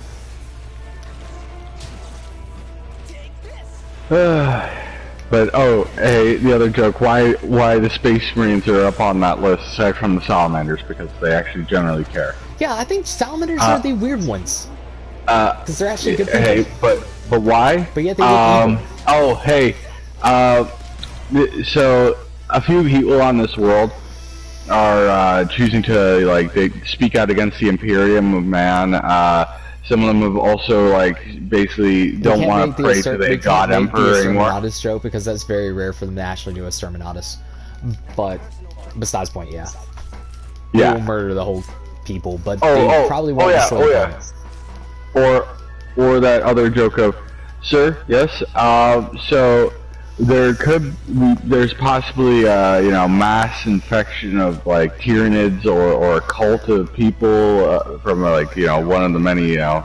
I think that's like the only times they mainly do Exterminatus is against Tyranids. Yeah, but but hey, I'm sorry, people. What's that? Oh, your planet is in the way of the Tyranid swarm? Well, hear me out. What if we take out this home world of, like, this world of food for them, so that way they just keep starving themselves out? That Eat each other. sounds like a brilliant idea. Okay, Exterminatus, all these planets with life on it, and then they'll just starve them. Brilliant. This man deserves a medal. But yeah, What about all the innocent lives on there? Shouldn't we evac them and get more power and strength from this? But if we're being general, though, okay, Exterminatus has only happened like 3 or 4 times in all of 40k. And yes, but one of them was from the way I stated, and it did not end well, because let me say, they ate each other, like you said. Yeah, Tyranids just eat each other if they run low on food. They'll eat the previous generation. Like, the new generation will eat the previous, and it'll be like an endless cycle. And also, that's how you get some of the weirder fucking Tyranids, is from the starvation periods of Tyranids. Because that's how you get, like, the weird ones, like the death worm looking thing. I cannot remember the name of it. But that's how you get, like, one of them, because they're the fucking incarnation of hunger of Tyranids. Yeah, like some scary Tyranids come out when they're starving. Good luck. And also, that's when you start messing with, like, the Tyranid, like, mothership, like, hive planet type, or not hive planet, the hive fleets. Because then you end up getting, like, the stupid ass fucking hive fleets. Like, what the hell is that thing? Is that Leviathan? Yeah. Why are they? Okay, what is that thing in the middle of the ocean? Should we leave? Yeah. no. What's that out there? Don't worry about it. We're already dead, aren't we? Yeah. Because here's the thing that people don't understand. If you play 40k as a board game, or if you keep up with everything with 40k, you should know that not all things that are represented in the comics for 40k or in the lore of 40k is represented in the board game. Like all of the hive fleets of the Tyranids. Like you get Leviathan, which is cool and all that, but you don't get the access to like the Krakenos. Because if that was in fucking 40k board game, that thing would be like worth almost your whole 2,000 point total. Would you need anything else though? No!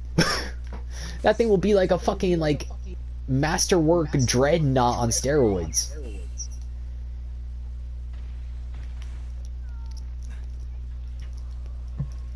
Like, that would be like a masterwork dreadnought on steroids made by like the Imperial Knights. I'm talking about, like, this would be like a dreadnought class Titan armor using like the most highest advanced weapons that they could put on the shit.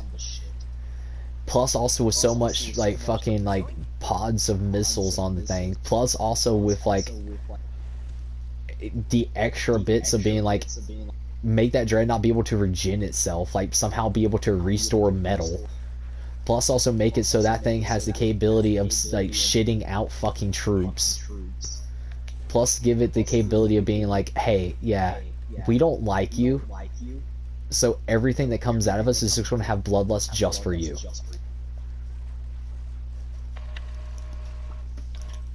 Plus also like I'm the adapter of a monster incarnate. It's like the only thing that will kill me is if you decide to destroy everything, and even if you do destroy everything, I might still not die.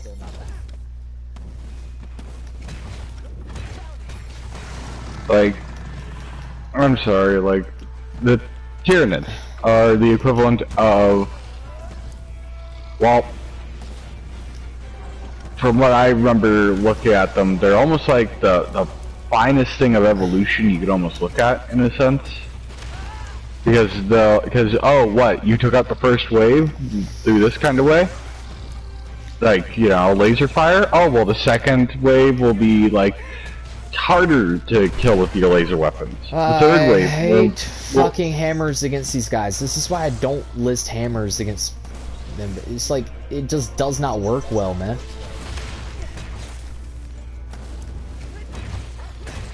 I will agree. Not my favorite fight, but It's because like all of their attacks just hit above it, like hit your point for your hammer. So it's like you can't do a lot of the moves you would normally do against them, and it's like.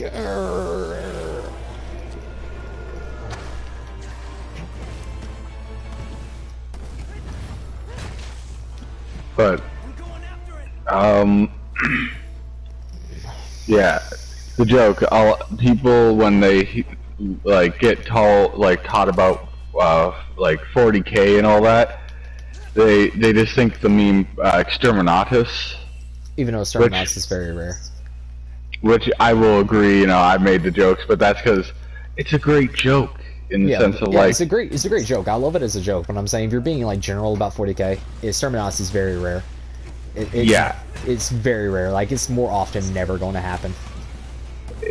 to best explain how to look at the Imperium of Man, okay, is they don't want to like glass planets all the time because, for one, it gets expensive to keep, you know, glassing an entire galaxy. It's not even just that. It's also you're just showing resources. That's You're what I'm showing meaning. area It gets for- expensive. You're It showing gets, the area that you can just put slaves on to make them work for you because, you know, if you think the Imperium of Man is above slavery, oh, people. oh. There's a joke. A lot of people look at it and go like, oh, you know, so many people could be Space Marines. No, no. You see, Space Marines are the equivalent of. No one can be a Space Marine unless you're know what? artificially created. You know what? Best way to put it. Imagine you are. Think of Star Wars, okay? Think of the But Clone you know Troopers. but you know how the clone troopers they would die in mass droves and they just go and make a new one. Well, think of that, but now with not the greatest armor, but one hell of a gun that's way more powerful than probably a blaster of Star Wars.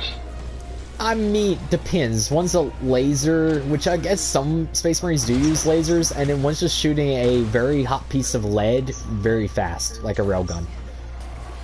Yeah.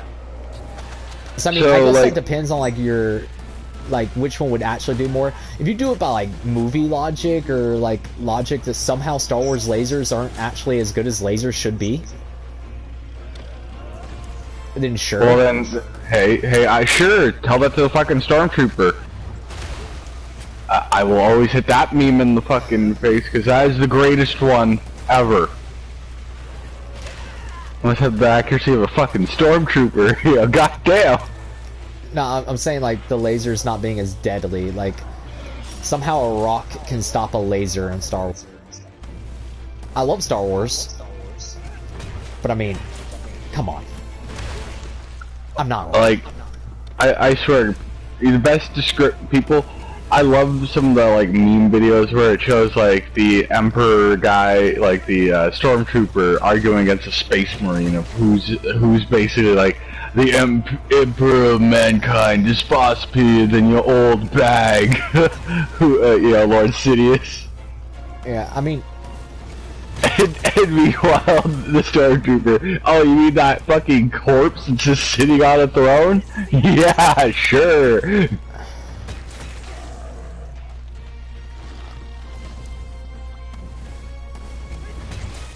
but I mean, the stupid joke about if you want to compare those It's gonna be good.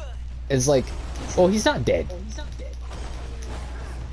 If he was dead, the intergalactic travel of man would not be able to happen. That's enough. Because he's the one that opens up the gate. I get the joke, though. Oh yeah, because it's funny. He looks like a corpse. I- That man is by far close to death. well, no, it's funny. Some people actually read into it. He wants to die. Yeah, they just won't let him. Because if he does die, then they lose intergalactic travel. Also, they worship him like a god. Yeah, and that, but that point of also, it's like, but he wants to die because not the, oh, you know, life, this and that. No, people, it's because if he dies, he'll cause such a problem in, I guess, like the other realm for the basically the what? Spawns of Chaos. He literally owns the creation of the gate, which is basically the warp channel between fucking Chaos Realm and our realm and all the other galaxies and everything. So literally, to put in perspective, if he dies, yes, mankind can no longer like travel at light speed. You know, activate hyperdrive. No, it isn't light speed. It's basically warp gate. But he just flips space time. But in doing so, it would like seal up all the other problems. Well, not really, because they can open their own gates, just not as accurately as he can. Like the gates he opens is like he opens it, but he also has like the full navigation of it. So I think he knows exactly where, like, what he's doing to move through it, which makes him probably one of the smartest creatures. I was going to say people, but like I can't consider everything a person, so he's one of the smartest creatures.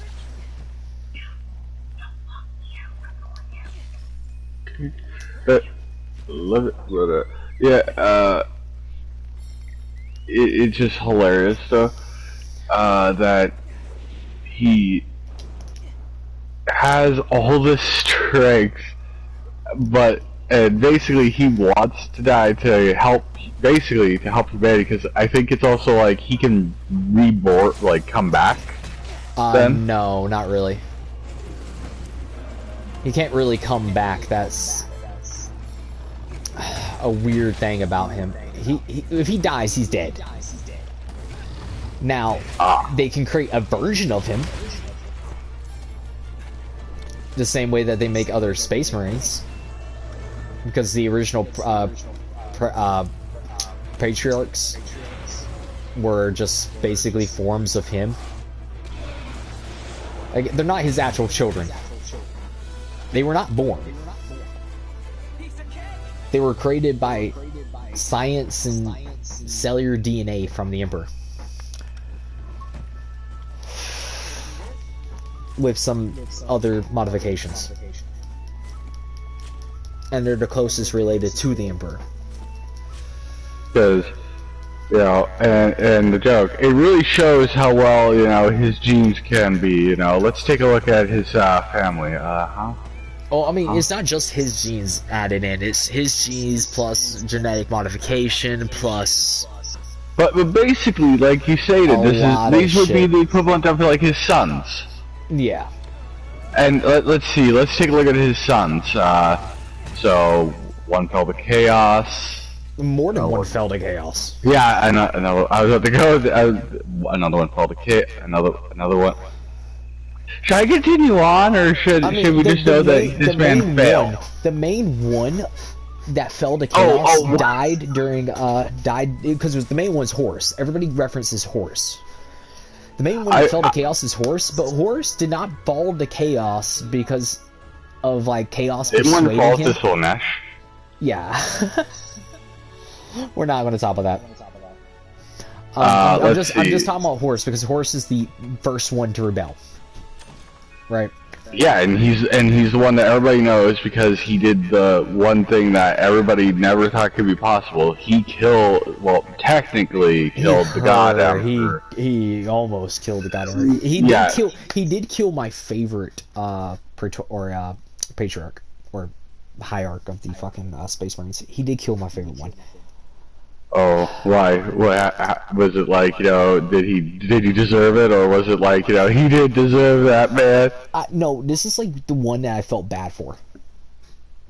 Like, I felt bad for the person that died, because he's probably one of the like best ones, but like did not deserve it. Like, he wasn't a good person, but he didn't. Dude, his life is hell. The Blood Angel person. Cannot remember his name right now, even though I should remember it. Which one? The one with the golden mask? Nah, the one that was the father of the vampires. The blood angels are all vampires. Well, yeah. They all have to drink blood. But it's not because like, but they can't live long because of the fact that like their blood frenzy ends up killing them. And it's called the red sickness. Oh, didn't you hear? Brother died from the what, the red surge? That's not what or the red sickness? the red sickness, which is the red surge, yeah. But like, it's not like that kills them. They have to be put down because they become mad.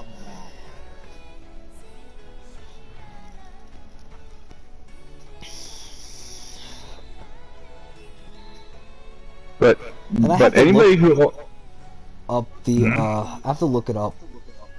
But anybody who tells me, oh, they have, you know, like these guys are just, you know, awesome, this and that. Yeah, no, their Sanguinus. lives are literal. Their lives are not awesome. Let's be serious. Everybody. Yeah, Sanguinus. Sanguinus. Yeah, Yeah, the Sanguinus. one with the golden mask. He didn't always wear the golden mask. But the one that everybody knows famously for a golden mask that he would wear. No. Well, he only wore that when he was in front of people. Well, in front of... He didn't wear that on the battlefield. He only wore that when he was in the main capital. Because he's the one that actually had, like, the angel wings, the gold armor.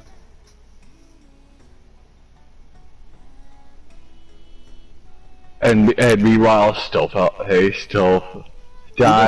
He never fell to chaos. Yeah, he didn't fall from chaos. He died protecting his father. Like, Horus killed him.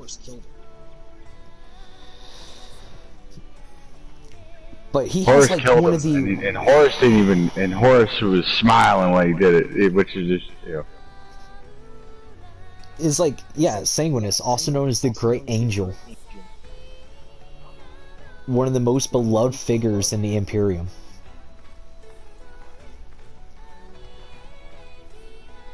Wonder if Horus regretted killing him, or felt bad for it. I don't know. Probably not. Probably was just like, get out of my way, I want to kill father. And my joke. It's like, and he has he has one of the best quotes in history, man. If you truly do hell from the realm that men once called hell, when you return there, tell your kindred it was Sanguinus that threw you back.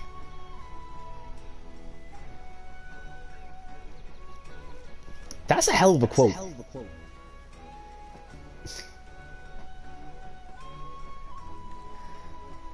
Hell of a quote from a dead man. But here's the thing, like, I can hit that, and you can't defend that. Yeah, that's true. But here's the thing, though. Sanguinus was... I would put him on par with the Salamanders. Oh, yeah. Because he was not a bad person. It was his genetics that made him need to drink blood that made him... And that drove him mad, that made him evil. Or do evil things. But he regretted all evil he committed. Because, like, he was known to be noble, mighty, he had great charisma, great humility, and loyalty. Like, he would, if he was in the wrong, he would admit he was in the wrong. Meanwhile, the others wouldn't. No. Not until they were proven wrong. And then, even then. It's like, this is how fucked up Sanguinus' life was, though. The powers of chaos stole the Primarchs, but unable to destroy them, set them astray in the warp. The infant Sanguinus came to rest upon a radiation-soaked moon of Bel Sanctus, and was adopted by a tribe of humans known as the people of the pure blood, or simply the blood. Sanguinus, like all Primarchs, grew quickly and soon surpassed all his teachers and was capable of mighty feats of strength and endurance. At 3 weeks, he was a large child capable of walking. Within a year, he was taller than any man. Before even being found by the blood, Sanguinus slew an infamous predator known as the Belite Fire Scorpion. Uniquely amongst the Primarchs, he sported a pair of angel-like wings from his back. Though whether this was by the design of the Emperor or a mutation caused by the high levels of radiation on Baal is unknown. He was also said to have psychic powers, especially the ability to divine the future. Using these skills, Sanguinus led the blood against the numerically superior mutant hordes of Baal. When he would, in battle, Sanguinus was known for his total and unstoppable wrath to those who threatened his people. Thanks to the effort of Sanguinus, the blood was victorious over the mutant hordes of Baal, and he became worshipped by his people as a god. Ultimately, the Emperor arrived on Baal and distinguished himself, disguising himself, infiltrating a dress by Sanguinus to his followers. There, the master of mankind witnessed his lost son give an impassioned speech to display both humility and courage. However, like Conrad Kurz, Sanguinus had already foreseen the arrival of the Emperor and immediately recognized him. When Sanguinus confronted the Emperor, he demanded his father swear an oath to leave the pure of Baal in peace. Moreover, he asked what would happen if he refused the Emperor's offer, being the only Primarch to do so. The Emperor stated that he knew Sanguinus would not refuse, for he yearned to save the people of the galaxy just as he saved those on Baal. Moreover, the Emperor agreed to Sanguinus' terms regarding the Baalites. Satisfied, Sanguinus pledged himself to the Emperor. The Emperor inducted the best weapons of Sanguinus' tribe into his pre-existing Space Marine Legion, which soon became known as the Blood Angels. Which you gotta look at it that way. That like that man legit turned around and like just hearing this, it's like so he already knew like he had that vision of his father and knew like this man that's coming is the equivalent of what my father is. How about this weather? And with him, he is bringing not just himself, but a thing that will end an entire world, and you know, just for me, right? Yeah. So he literally made a deal with the God Emperor of Man that's like, if I come with you, you will not touch my people. Yeah, you basically you can have me. We can go right now, but if you dare touch my people. You know, and that's probably where, you know, yeah, he knows he probably is no match to his father, but Sanguinus would be willing to die to protect his people. But you also got to stop and realize something, people. He was willing to threaten his father. That means that he already had the premonition of if they did fight, and he knew, yeah, he may lose, but there was also probably a chance that he saw another future where he won. So there's even in the lore of you don't just threaten a man. Even in the lore of all of the like the Primarchs, right? Sanguinus was known to be one of the most powerful Primarchs. The only reason he died to Horus was because Horus gained almost near immortality from chaos. Like that was a battle that was a battle Sanguinus knew he was going to die in, and he still fought. Because he knew if he didn't deal as much damage to Horus as possible, that chaos would kill all mankind. Which is, you gotta admit, pretty like, whoa, considering like, that this motherfucker legitly turned around and, like I stated, he you know, he probably played scenarios throughout his head repeatedly, just seeing if, you know, like... If you go back and read the White Dwarf, that the battle between Sanguinus and Horus is in, Sanguinus tells Horus, I know I'm going to die, but I will at least put my blade through your heart once. Which is exactly what happened. But that is the thing, is people, you know, you gotta look at that and be like, that man realized without a doubt, yeah, I'm gonna die. There's no stopping this. But one thing I can do, because he probably did what I stated and, you know, went over it, you know, how many times, right? Oh, Sanguinus in battle was a fucking G, man. Like, this guy was legit, like, the epitome of, like, I'm going to tell you what's going to happen in this battle, and that's what's going to happen. Oh, yeah, but that's the thing, is, like, he probably, like, if he, like, could dream it to, like, see into the future, he was probably doing that with himself, like, okay, I gotta be able to see. Fighting Sanguinus is like fighting a guy with a fucking Sharingan.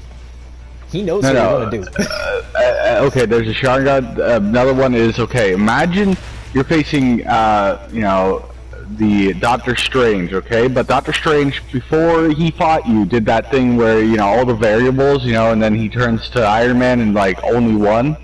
Yeah. But he did that to you and seen every variable of the fight, and so the fight begins, and he just starts seeing everything of certain variables, and then he automatically knows what to do, how to dodge it, and he could tell you, like, you're about to do this, and then you're going to do this, and then you're going to do this, and you will unknowingly do these moves because that is what is predestined for you to do here.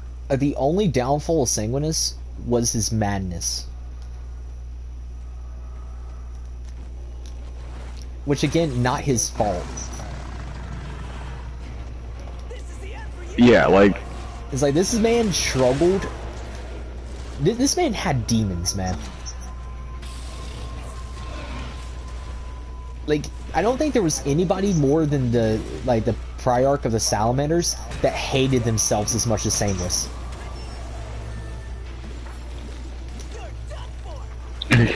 why? Because Sanguinus had to do evil. and had to confess his wrongs every time. It's like, but Sanguinus is not known to be religious. That's the fun thing. Because everybody praised the Emperor, Sanguinus never did. Oh yeah, the one he knew that. But yet he was the most loyal soldier of the Emperor. Well, for one, like I'd state, for one, he knew his father was not what everybody's praying him to be, right? Yeah, pretty much.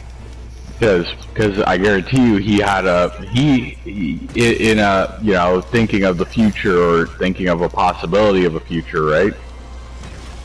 That he killed his father in one of those. He took him on, and think if he was supposed to be a god, how is this a man? I'm not immortal.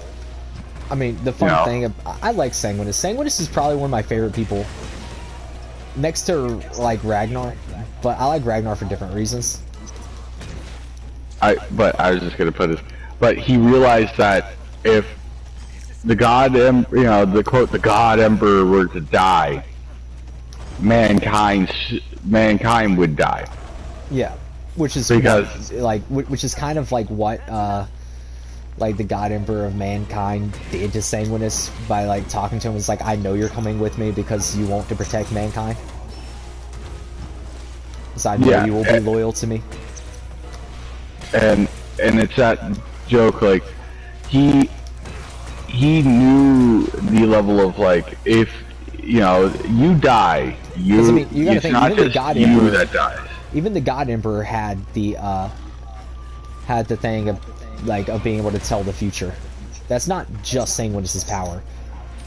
Oh yeah, but still, but in the sense, like, he both know, like, if he died, mankind would just curl up into a ball because we don't have our God Emperor anymore. We've lost our faith, our God, and now we don't have any, like, space technology. We can only just fly a ship. We can't open a rift and go somewhere, right? Yeah. But I mean, I think that's like the main joke that you have with Sanguinus, and the reason why I like Sanguinus is because he understands more than anybody else that, like, he cannot betray. Well, he could, but it would end. It would, like I said, it would end all humanity. Everything that he knows of humans would literally be, like, on the verge of extinction, because that's what would happen to them. Because Earth would fall into a depravity of, well, you'd have everybody wanting to gain power to be the next emperor, right? Yeah. But nobody will align. Civil war, so Even though I will humanity admit, will the only person that probably could become an emperor besides, like the actual emperor, would probably be Sanguinus. Oh yeah, but, like, that's that joke is, but taking away for the modern thing, it's like, say somebody killed the God Emperor. Well, look at modern day. What would happen if somebody like him dies? Well, of course you're gonna have everybody who wanted him dead trying to reach for his power, being like, I obviously in our time of need, I should be the God Emperor and step in for him. I was one of his most entrusted advisors, and then you'll have this guy over here. I was his most trusted this. So, and then eventually they'd get troops with themselves. So then they'll be like, well, I have all these men, and then I have all these men. You see how things start eventually. Meanwhile, it's like, these two are fighting basically internally on Earth, and starting, and a bunch of others joining in, trying to get their hats in. And meanwhile, you look over at Chaos and the Tyranids and everything else, and being like, I mean, you also have another thing that's kind of funny about this, is like, it's bad when every single one of like Sanguinus's brothers respected him. What, like all of the people who joined him? No, all the like all the Primarchs. Well, like every one of the Primarchs knew Sanguinus and respected him. Well, for one, they probably respected him because, well, for one, like if he gave an opinion on what a Primarch should, Primarchs would listen.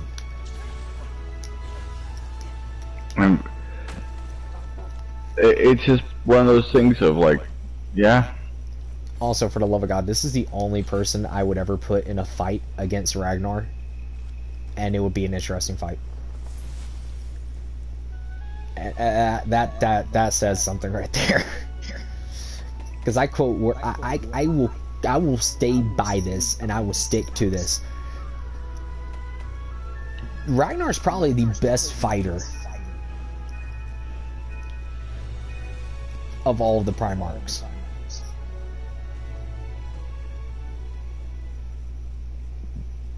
I would put Sanguine in like, that would be an insane fight.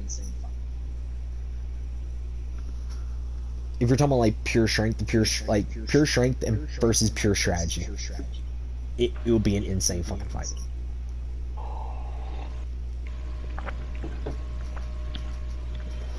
Well, you would literally have one who knows everything you're about to do in every variable of it that you're going to do, versus somebody who will just fight probably, and he won't care if you know, because that joke, just because you know doesn't mean that, I mean, it's literally going to go your way at the end. It's literally going to be this. It's going to be somebody that's quoted to be like one of the best fighters due to having the most technical skill in combat, which is Sanguinus, versus Ragnar, which is literally quoted to say before, well, it's a few broken bones and my blood spilt if your head's what I hold.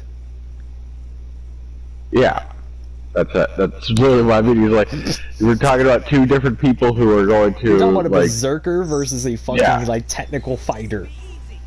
Yeah, you're literally talking about a person who is like, so I'm just gonna fight you, and it doesn't matter what you boast about, stating like, I have all this, knowledge, all this. Doesn't matter. Knowledge is knowledge. It's all about the fight. Can you truly win this fight? Also, the difference is like Sanguinus might back down if he takes a few damage. He might like be a little bit more cautious. Ragnar's like, oh, that blades through my stomach. Let me still keep moving towards you. Or hey, or are they using hand to hand? Oh, what, you just fucking punched me and sent me flying like back a good little bit. Well, let's try that again, but this time let's see if I can hit you. Now. Let's just keep going, because eventually your fist will give out. I mean, Ragnar's known. Okay, here's another reason why I could state them two together. Sanguinus grew up on a very harsh planet, right? Ragnar was like they said, all the Primarchs were moved to different planets at the beginning in the Rift. So like all of them grew up on harsher planets, right? Like Sanguine grew up on Ball. Ragnar grew up in literally an area that the only way that there was no people on Ragnar's planet. I feel like I have to state that. It's like Sanguinin met people and like had people fight with him against other like mutants and creatures. Right? Ragnar grew up in literally a frozen hellscape. And then after becoming a Primarch, decided, hey, can I go back there and live there? Oh no, you don't. I liked it.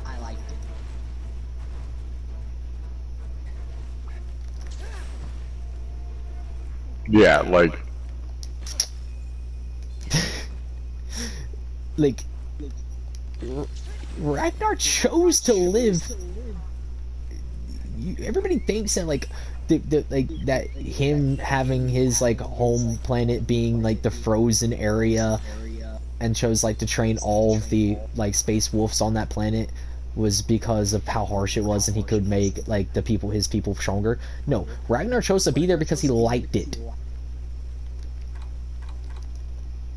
a world where, you know, the wolves are how big? About 10 foot on all four. And he was like, this is a perfect place. I can see my cottage home right over there, okay? I can see how my living room will be, how my kitchen, and it's like, this motherfucker legitly had, you know, that concept of, you know, see this extremely dangerous planet? Perfect. I could see, you know, me building anything I want here. Meanwhile, for anybody who actually has some common sense and a bit of sanity, this is a literal fucking frozen world. And everybody always states that, like, Ragnar wasn't smart, but Ragnar was quoted by Sanguinin to probably be one of the smartest combatants he's ever met. See, everybody looks at, you know, certain incidences probably of like, oh, look at, see, he's not smart, see here and here. People, just because you're smart does not mean you need to always be smart 24/7. No, it's like, Sanguinin quoted Ragnar the best I've ever heard anything ever talk about Ragnar. Ragnar was not a fool, but his full intelligence came out in a fight. But what'd he do? No, it's because of Ragnar's fights showed how intelligent Ragnar was, because Ragnar in a fight, if you quote Sanguinin on this, it's like he knows everything that you are going to do just because of the amount of times he's been in warfare. Like, Ragnar does not feel good unless he's fighting. And his combat sense is rated high. Yeah. Well, that's because, for one, it's when you fought enough times, you can almost read a body language of a person to know what they're about to do or what they're thinking. It's like, that takes something. Like, I think there's only, like, the term, a literal handful of human beings modern day who could probably do something like that to another human. And if you quote that, like, oh, Ragnar didn't have to go through much in his child. Ragnar, the reason why he loves his planet... Okay, hold on. Did you not hear the term on all fours 10-foot wolves? 10 foot, like not like in length, like from tail to from nose to tail. No, I mean we mean from that's not foot on the ground. Because you gotta think that's the ones that he kept there. You gotta think the one that Ragnar rides on is the biggest one, which I think stands in at 16 feet. And there's probably also other creatures there too, people, because you know. Because if you read about Ragnar, which Ragnar, there's not much known about him.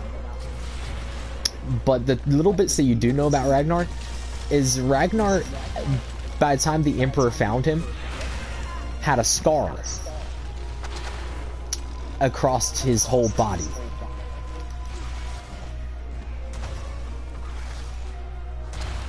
And about that scar one time. And the time that he mentioned that scar, I was like, okay, what the fuck did this man fight? I'm glad I chose you. Because this wasn't just like, oh, something hard, something powerful will fight him, right? He's quoted for saying, the thing that gave me this scar was the strongest thing I've ever fought.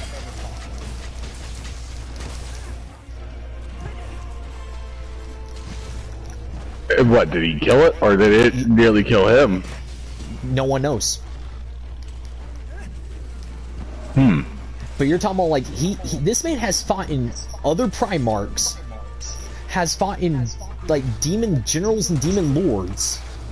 Chaos near, like, arcs has fought in, like, literal equivalents of, like, some of the strongest beings in the universe. And said what gave him the scar on his body was the strongest thing he's ever fought.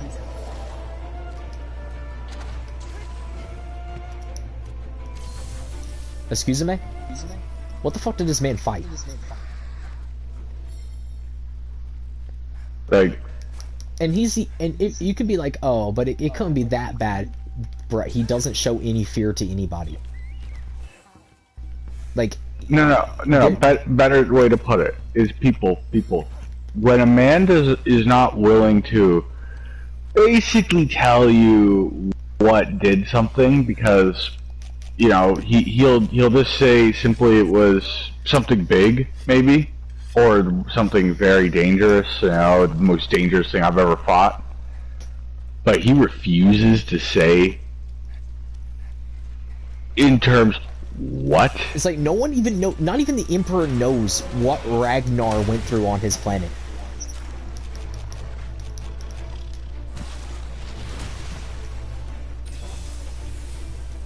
That's the joke about Ragnar. It's like something happened and something he fought did a lot of damage to him. And it's even stated that some people believe that he stays on that planet just to have a rematch with the thing that gave him the scar. I can see that, because it's like if he had fought in all of his brothers, and basically he's fought in the strongest so far in the known universe out there, right? Yeah, and he's killed a lot of the strongest. And he's either killed them or beaten them to where he knows you so well that it's no longer fun. That means that he's, you know, probably going back, because again, he didn't probably win the fight. He probably barely got away from it, and was sure lucky to live. But you know, probably one of those things of also vowing to kill it one day, because you know, us humans, you know, that joke, we can basically get brought to the point of death where it's like, yeah, fuck, this thing nearly killed me. But hear me out. Round 2. and then, you know, and then somebody like him is just like, hell yeah, round 2, can't wait. And people always state that Ragnar is probably one of the most secretive Primarchs. And it's not due to him keeping secrets modern. Is that no one knows what the fuck he went through to make him into who he is. And people have tried to figure it out. Like, it's actually insane. Like, I mean, you're talking about the same person. You're talking about the same person in 40K who has literally walked up to the Emperor and other Primarchs and been like, "You want to go to war? I will."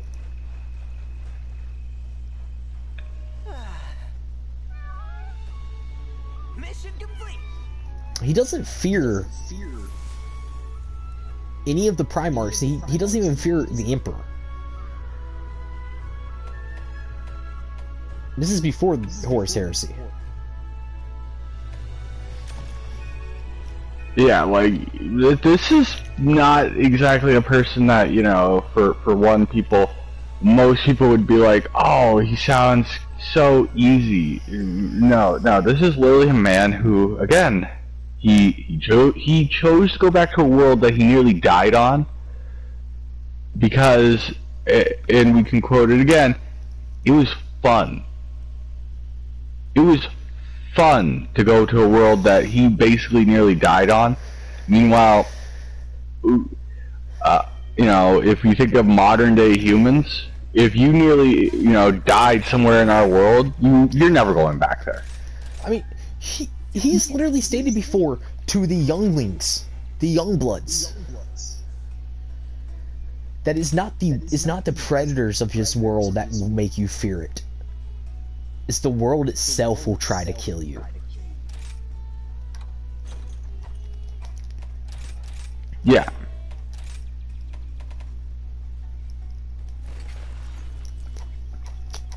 I've always wondered if something's wrong with Ragnar mentally. But every time I see him in like White Dwarfs or anything, I'm like, oh, okay, there's nothing wrong with his mentality. His mentality is perfectly fine. He's probably one of the most sanest people. And me, I hear this and I go, love combat. I hear this and I go, I kind of understand what he's meaning by it. It's like the world will try to kill you because it's a world that's not. I mean, the temperature by itself on the world is like negative 200 degrees Fahrenheit. But here's the thing, It's going almost past negative 100 that, Celsius. Let's go. yeah, which welcome to the fucking Arctic.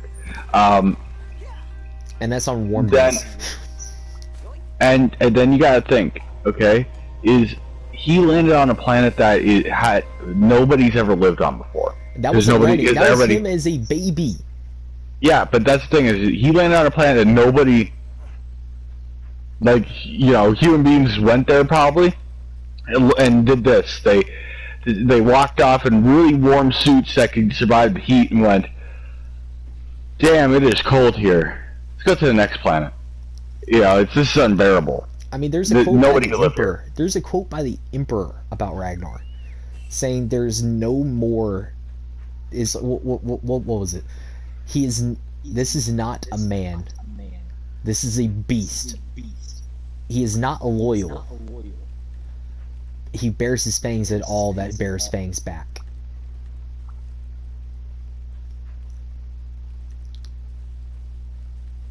Yeah, and it's like, that is basically, well, a man who was thrown into a world that, again, untamed. Like, anybody wonders, oh, what do you mean tamed? Okay, look at Earth right now. Aside from the tornadoes and the odd hurricane and certain things, pretty fucking tame, right? Usually, depending on where you are. And then you go to a world like that where it's already like Arctic level weather and like that's extreme Arctic cold. And that's on warm days. Okay? So this is a man who legit, if he were real, would make every Canadian feel like, for one, we're nothing to him. Every person who lives up in the Arctic would not. He would find our Arctic warm, and even the joke, oh, but pollution, all that. No, like he would just find it, even in its probably natural coldness, just warm because it's not cold to him. I would also imagine that this man would take on the world's largest land predator up there, which is a fucking polar bear, and be like, this is fucking small. I mean, it would be a baby to him. That's what I'm meaning, is he would outbuy it. He would beat it down and kill it in front of somebody like, an actual, like, person from up there. And then they just stare at him and probably be like, what the fuck am I watching? And he would turn around and be like, do these things get bigger? I mean, we got Kodiaks. Where's one of those? Yeah, like he's literally one of those where it's like he will do something that you're gonna be sitting there like looking at yourself and being like, is that even possible? And he does this for fun. Yeah, and he does that just because, well, like he just said, it's fun. It's something to do. It's a test of your might. I mean, you got to think he's literally noted to be the person who goes to combat that other people do not want to go to, just to see if he can kill the thing that no one else can. That's literally that term of, hey, I'm bored. I'm gonna go and fight that thing and see if it actually can be entertaining. Be back. It's like, I know there was a statement made before Horus Heresy about him, which was people wondering if he had a death wish. Because of the insane things that he will do. And again, this is a person who's lived through combat enough times that he's just like, I can't find anything entertaining out over here. AKA meaning like he's been on a bunch of worlds that are supposed to be like, this swamp world is very dangerous. Also, Game Workshop, can I get a I don't want a figure of Ragnar that's like him and his power armor. Can I get the armor that he was wearing in White Dwarf when he was first found by the Emperor? Can I get the one that has like all of the bones and the pelts? I can only imagine how, like, so you said the God Emperor disguised himself to go and visit these guys, usually? Find Sanguinus. When he found Ragnar, it was just normal clothes. But I just love how he disguised himself for the guy who knew, like, as soon as he came up to him, but when he looked over and just did that, you know, seen him in after he did his speech, like you said, and he just looked over, and he immediately knew, because of his vision, who he is already before anything. I mean, that's mainly the reason why Sanguinin is known to the God Emperor as, like, his most perfect son. Well, yeah, because it was because he wanted, basically, I think, all of them to be the equivalent of him. So they could always predict, know everything, be perfect, basically.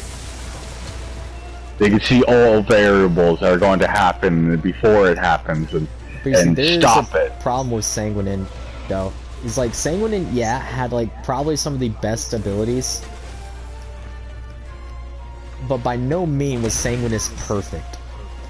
But that's the thing, is he was reaching for perfection, but perfection can never be reached truly, because again, look at he added so many modifications, and then he added this and that, and oh, let's try this one with a little bit of this and a little bit of that, and then one of them got sent to a world literally of pure radiation. Also, the other joke about it though is, if anybody wants to know the story about the Primarch of the Salamanders and why he is probably the nicest person, you should probably read about how he grew up. Why, what? He got a loving family? No, he grew up in the Ashen world. The world of ash, of endless flames. He grew up on a planet that was literal hell. Ah, so the joke, you know, the Salamander's leader. Oh, you mean always being on fire? Well, he isn't always on fire. But you get what I mean, like his planet. His planet's always on fire, but his planet's also a torture world of corn, I think.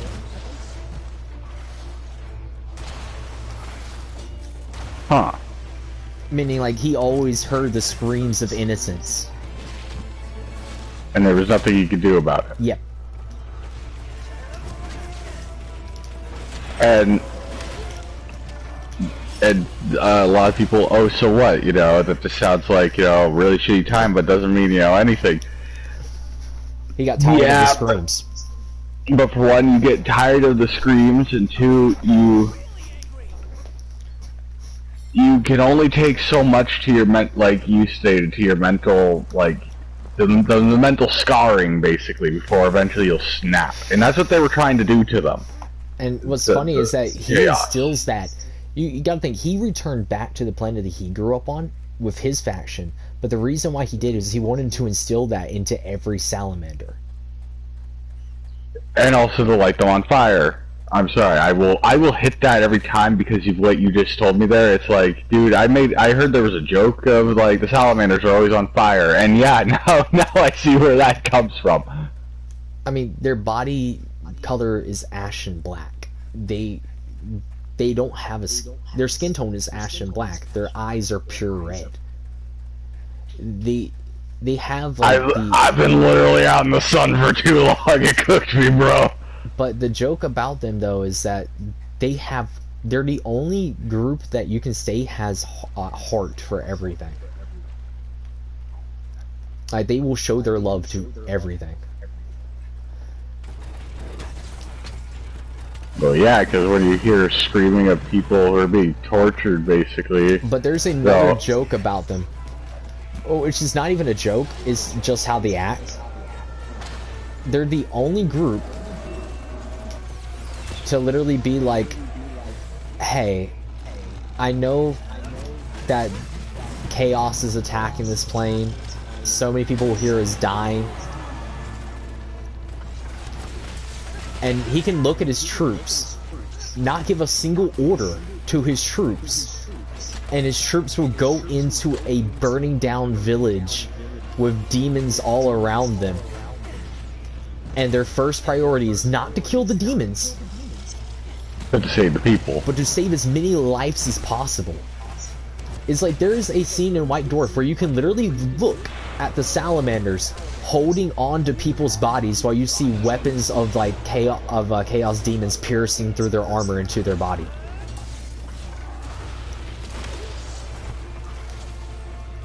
And it will show not a single bit of like blood on the person that they're protecting.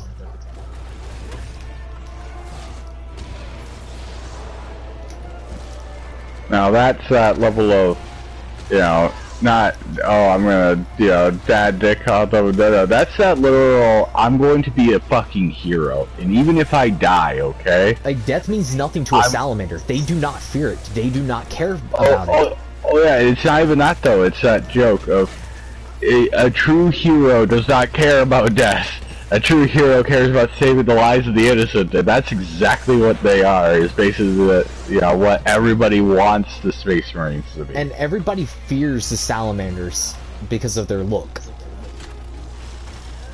And the Patriarch of Salamanders said the best quote about their look that I've ever said, or I've ever heard. And it was, we look like this to instill fear into the demons of chaos. Because when they see us, they know they're messing with the immortals that will not back down until the lives of everybody they have harmed is in our hands safe. Our bodies will not quit until the last life is saved and the last demon is slain. Our breath will not leave our body until our job is done.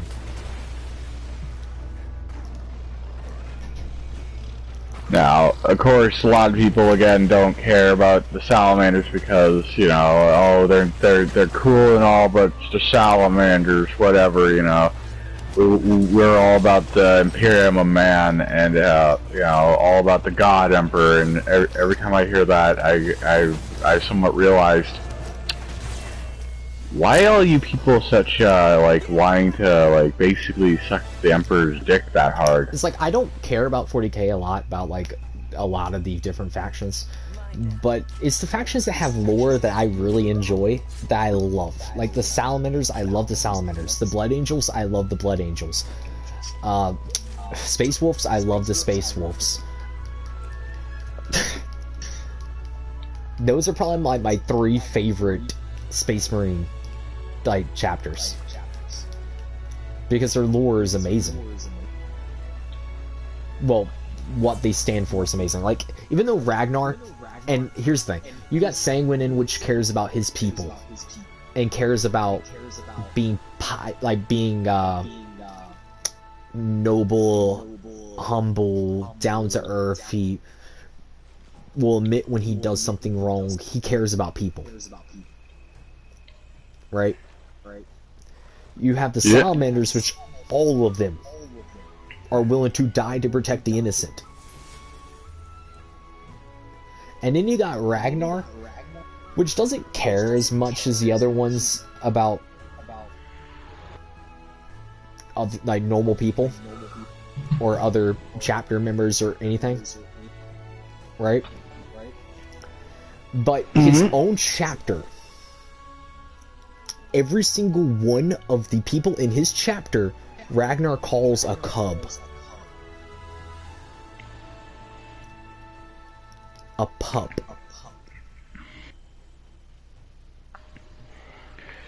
And every single one of his pack, which he literally calls them his pack, if any one of them dies, Ragnar will go to war and kill the thing that killed one of his pack. And it doesn't matter what you are or who you ally with.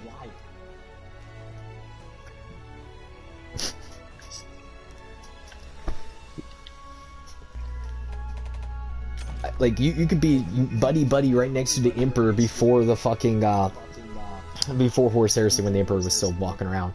You could be right there next to the Emperor. He would walk into the room with you and kill you if you killed one of his pack.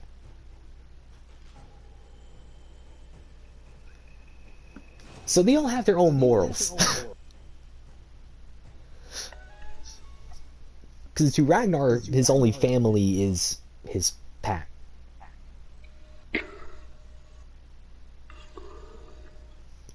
His whelps, his children, what he considers his children.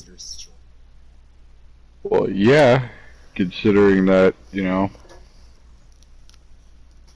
he's probably most likely. Don't get me wrong, Ragnar is kind of fucked up because Ragnar has the belief that only the strong should survive. Which is not a good thing, ever. But that's because to be a space wolf, you have to survive his planet.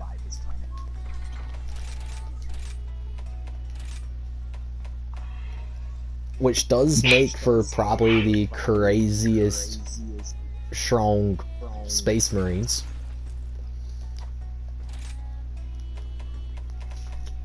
No pun intended. Like, yeah, they're super strong, but mentally, they're, I'd say, the one of the most fucked, because one reason, people. Again, it takes a certain kind of crazy to go and be like, I'm gonna go to that world there, and a world where it's like, it is not good. I mean, by the time you're 12 as a space wolf, you have to go out in the wild and bring back a fang of a thunderwolf.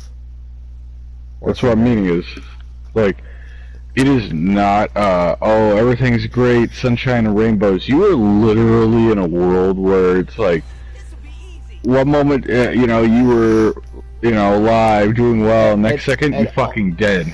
And hold up, there's the difference that I should probably state about Ragnar. If one of his whelps die in war, he does not care. If you murder one of his kind, or kill them unprovoked, he cares. If you challenge one of his whelps to a duel, one of his whelps are not allowed to deny a duel to begin with. That's a space marine, or that's not space marine, that's a space wolf, like, thing. They will accept all duels.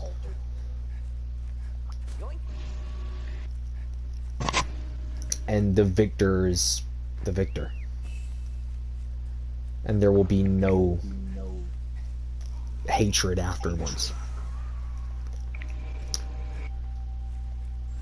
Which is best shown with one of the space wolves is challenged in a duel by an orc, and an orc kills the space wolf. And Ragnar watches over the fight, sees one of the space wolves get killed, and then looks at the orc and says to the orc, "You are strong. You have earned my respect."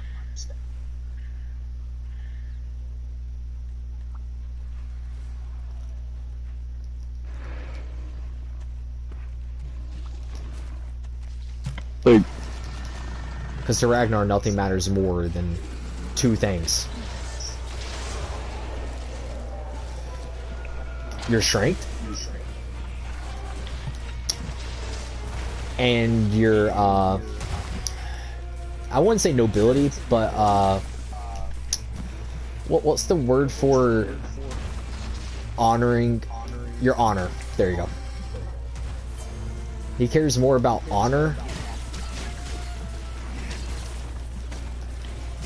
and strength than anything else. It's not over yet.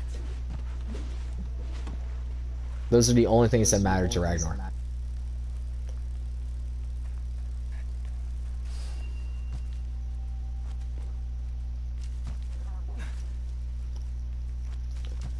And no, Ragnar's, the Space Wolves are pretty dope. And misconception, Space Wolves are allowed to use guns, guys. It's just majority of them refuse to.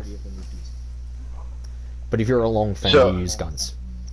Hey, my only joke is, so that just means that if you are the equivalent of Cad Bane, okay, from the Star Wars universe, you will probably most likely kill them, okay?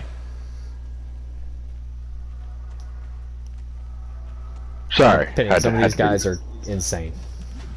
Space Wolves are insane in combat. Oh yeah.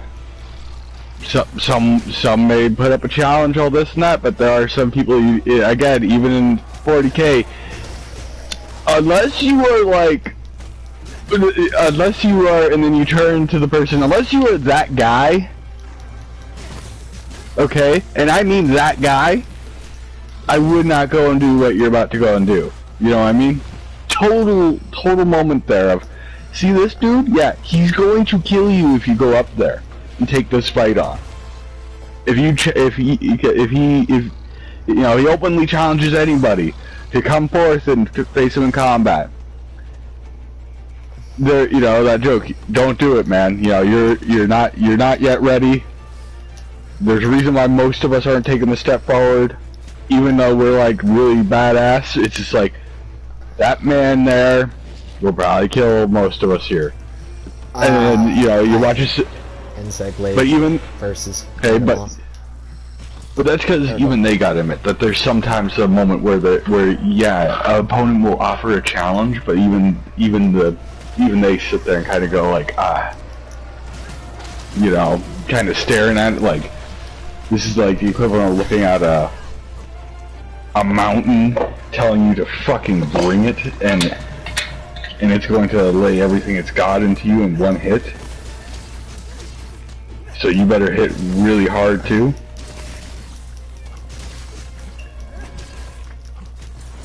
I mean, I just respect Space Marines because they're probably one of those honorable. Space Marines? Not Space Marines, Space Wolves. So I have to go again. You know, hey. So listen, I don't respect all Space Marines. I respect certain factions, like certain chapters. Yeah, I was about to go. What were the ones that turned to the Chaos side? Do you respect them? One of them. Which one? The one that follows Zeech, the Thousand Suns one. Oh yeah, isn't there like a Space Marine chapter that's like almost undocumented in the basically in the void? Yeah. That they're not a part of, it seems like, any faction. They're just there. I mean, that's after Horus Heresy, but yeah. Because that's the people that used to follow Horus. That's the Iron Warriors. Yeah, but they don't follow anybody. Yeah, it's the Iron Warriors. That's I the don't people know. that used. That's the people that used to follow Horus. Yeah, but now they don't have anybody that they don't have a leader. Yeah, so now they just and they don't fight everything. And they're not subjugated underneath one certain chaos god. Because Horus was not subjugated underneath any chaos god.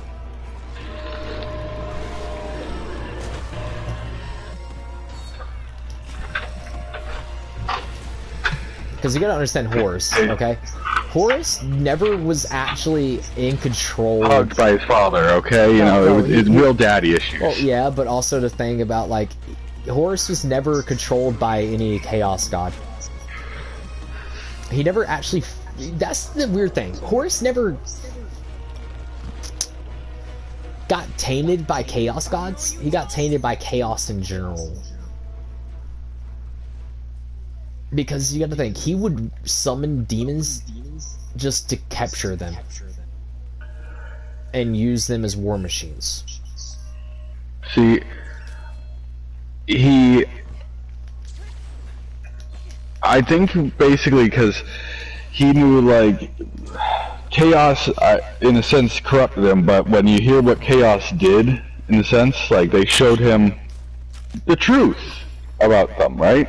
No longer behind a veil of lies. That they're supposed to be his sword, right? The God Emperor's sword that bring control over humanity and to, you know, basically be the next greatness, right?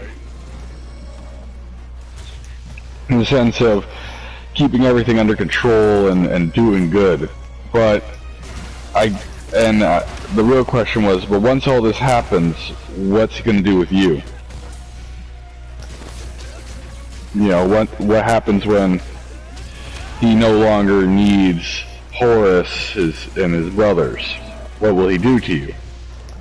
I mean, that's true-ish, but I don't see him being able to get rid of, even if he wanted to, I don't see him being able to get rid of all of the Space Marines. Oh yeah, but that's the thing is, he wasn't trying to do that. He was trying to get rid of the guy who was going to possibly eventually, because Chaos never showed him fully. I'm talking about like the God Emperor. I don't think he would have the capability of getting rid of all the Space Marines, even if he wanted to. Because I mean, it's proven already that a few of the Space Marines were on par or close to him. Oh yeah, but it's that term of well, it's just one of those things of he would have made something that probably it wouldn't have been flawed, it would have been, to him, perfect. I mean, to be honest... The ultimate killing machine, the ultimate being to go forth and eliminate them all, and in the end, you see, this is where the stupidity would have came in. Horus would have won if he had any of, like, the insanely strong, like chapter masters on his side. Like, if he was able to get Sanguine on his side or get Ragnar on his side, that would have been insane. But see, again, Ragnar and Sanguine would never fall to chaos. But that's, yeah, because that's the thing is, he wanted to do something that was probably never gonna happen, because again, this is a man who thought, I could just basically have, you know, ask my brother to come and join me, but then he came to the realization that his brothers will not come and join him because he is basically going to go and commit the highest level of treason. I mean, there was a few that did, but... Oh, a few did! But a good chunk of them also realized, it was like... half and half. It was a solid half and half. The only thing about it was he grabbed, like, he ended up getting the chapter masters that weren't...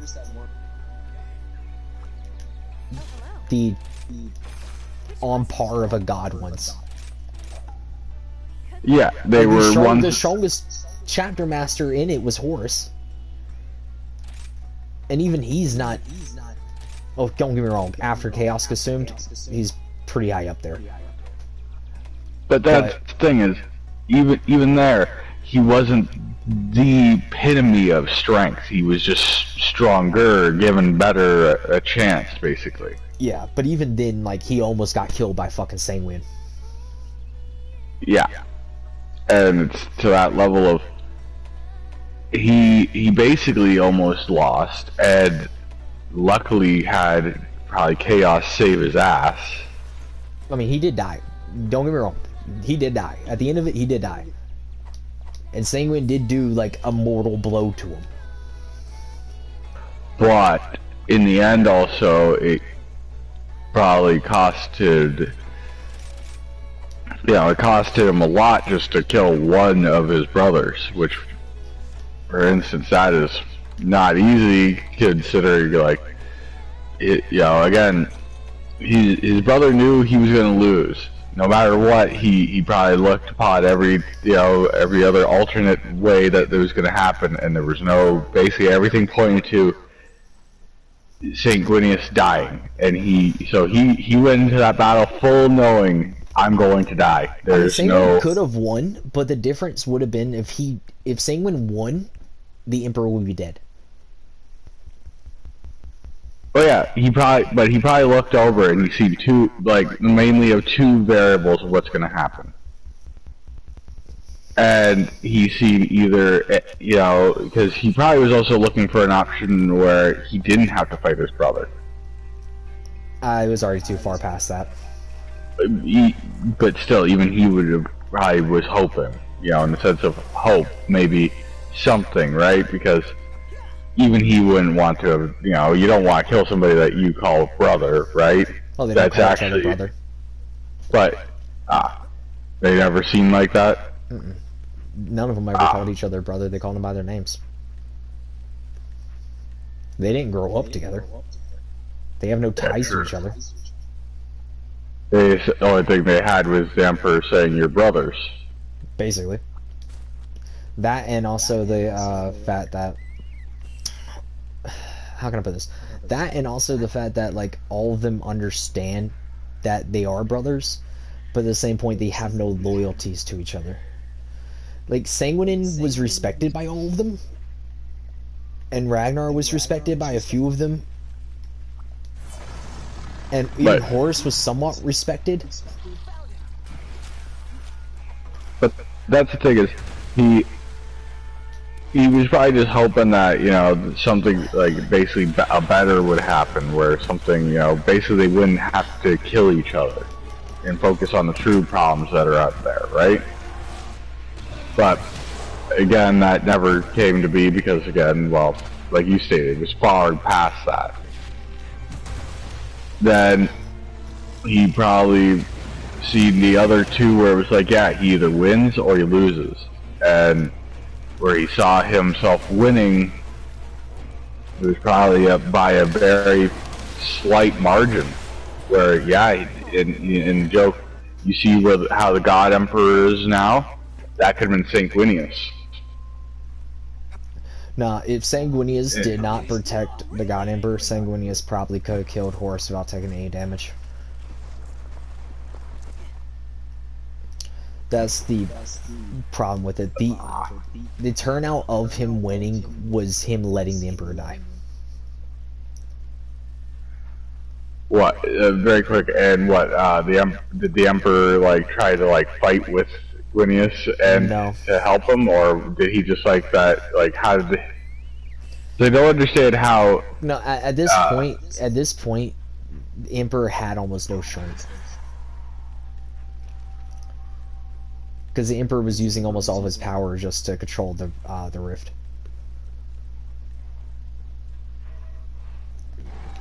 So basically, he was at his weakest. Yeah, like, he could not fight even if he wanted to.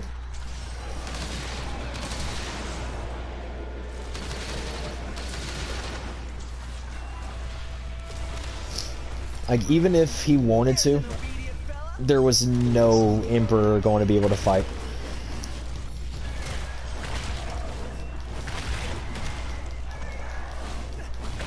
But who struck Horus down?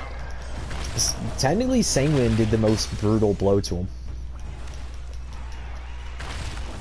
But I think he ended up getting killed by, what the fuck is that guy's name? He's the ultimate defender. God, what the fuck is his name? Because I know that was an insane fight. What, basically he was the last defense to the Emperor? No. The person that ended up killing Horus, because Horus's faction was always known as being the spearhead of the Imperium. Right? The best at attacking. but And this he guy was lost the to greatest the at ultimate defending. defender. Yeah. Like, his faction is known for being able to hold a fort and hold an area no matter what. So the joke, he probably told him to surrender before he lost, and Buddy Boy was like, "We're the ultimate attacker, the ultimate spear. We haven't been stopped yet, and you're not going to stop us now." That was basically like what's better, the unbreakable spear, the unbreakable shield, or the all-piercing spear. and Like the unrelenting spear or the unbreakable shield. What gives up first? Well, let's see here. The unrelenting spear is damaged and already halfway cracked.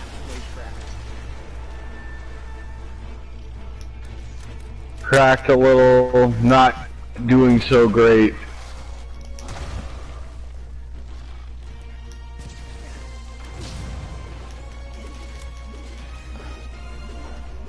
Like, I'm going after if Sanguine did not do what he did, the Emperor would have been dead, and Horus would have, well, Horus would have been dead, but Chaos would have won.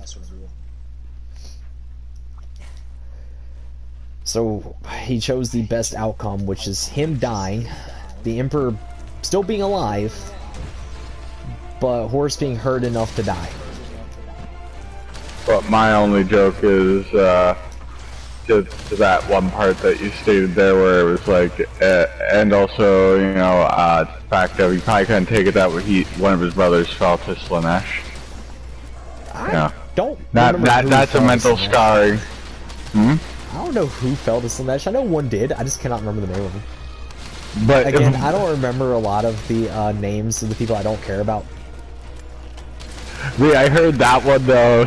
Slaanesh, I was just like, I just kind of laughed. It was like, of course, he fell to the debauchery and the booze and the women. Because all Space Marines like that, right? Yeah, because Aren't they're they known for the bot. But you also gotta think, Sorry, you I know, had to bring that up. Aren't they sterile?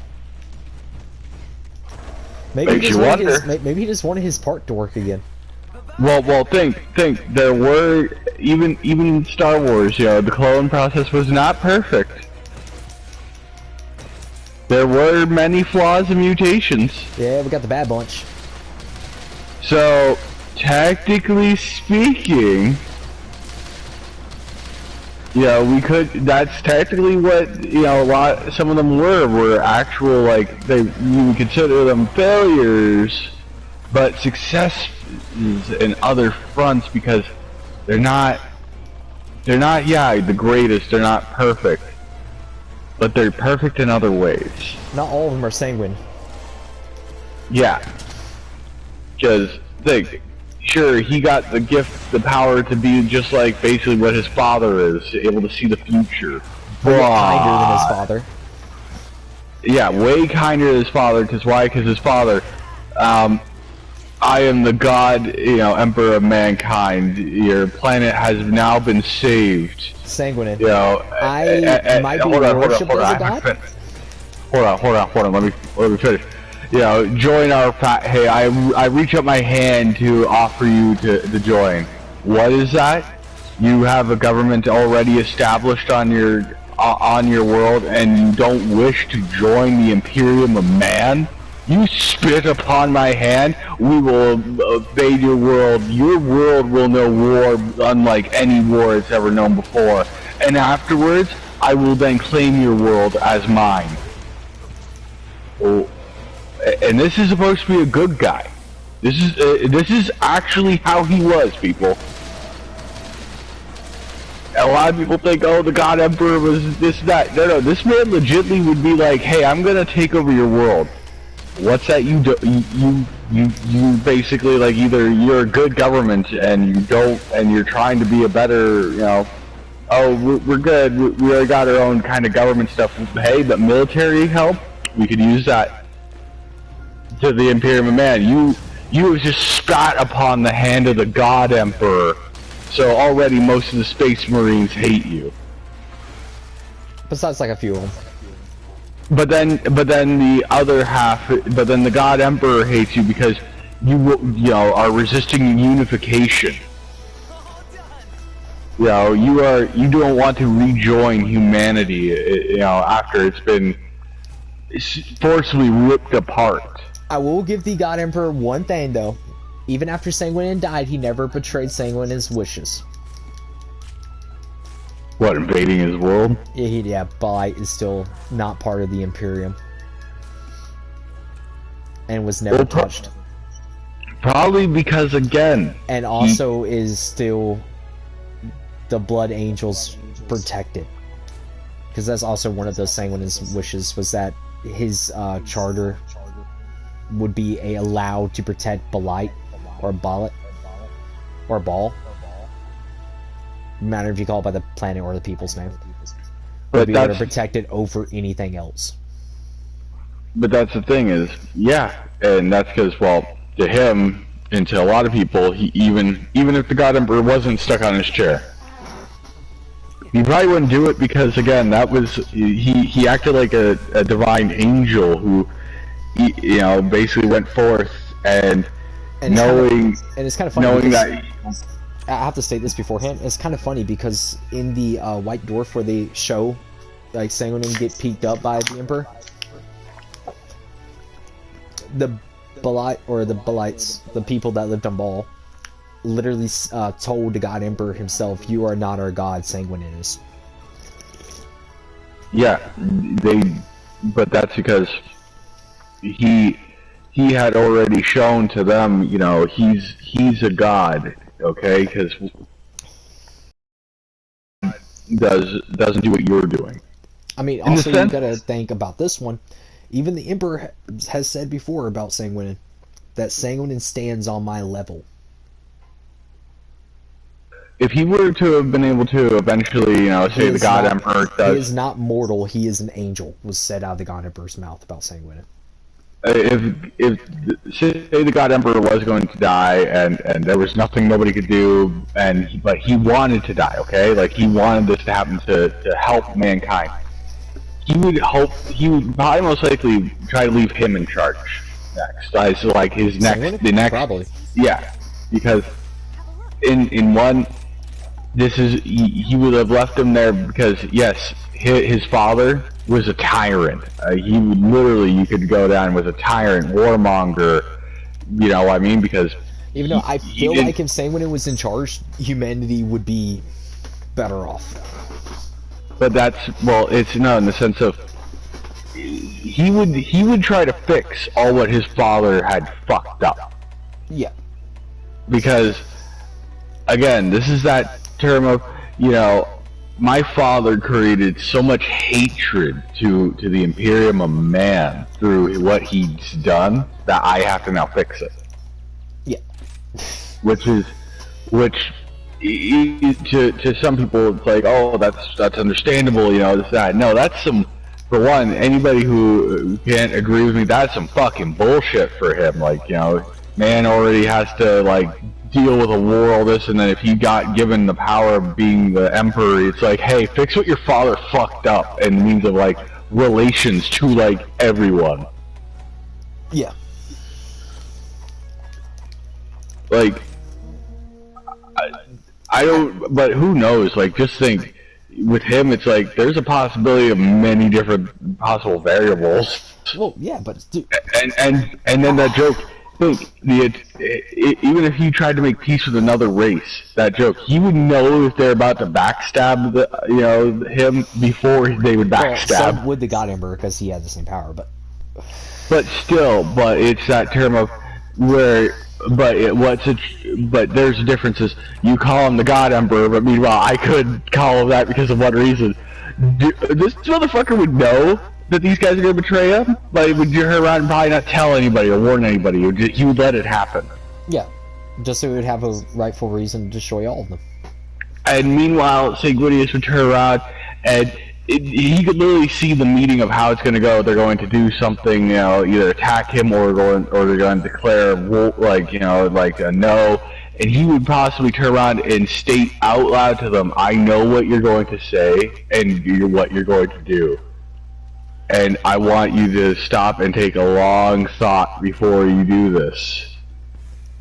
You know, and he'll say word for word what they were going to say to him, and you know, it's that moment of, if that's pretty bad that he would be like, yeah, doing what he's doing, but it's also that term of, damn, people. A saying by the Blights about Sanguinin, he was a god that walked among men, and in battle he was the first one that stepped.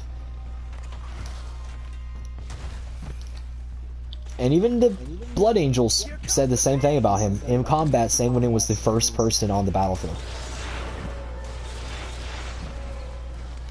And if any Blood Angel needed to bleed in the battle, Sanguinin's blood would be the first one to spill.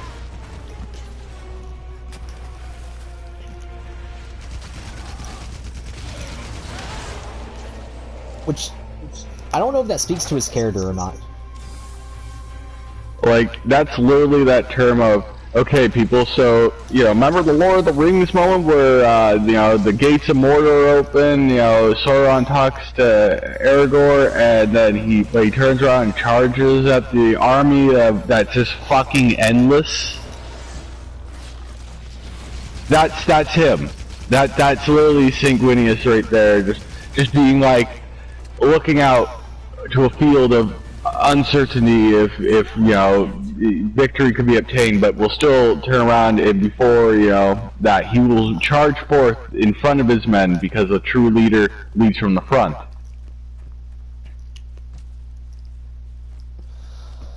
Yeah, Sanguinius was scary, man.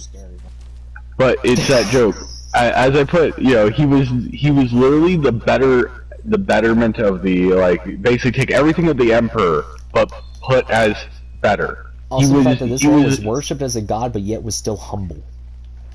Yeah, he was worshipped as a god, but did not turn to the arrogancy of his father. He turned into what most people would wish a god to be, somebody who, he was humble. even though you're treated as, you know, people bow to you, you know, beg for, you know, pray to you, everything.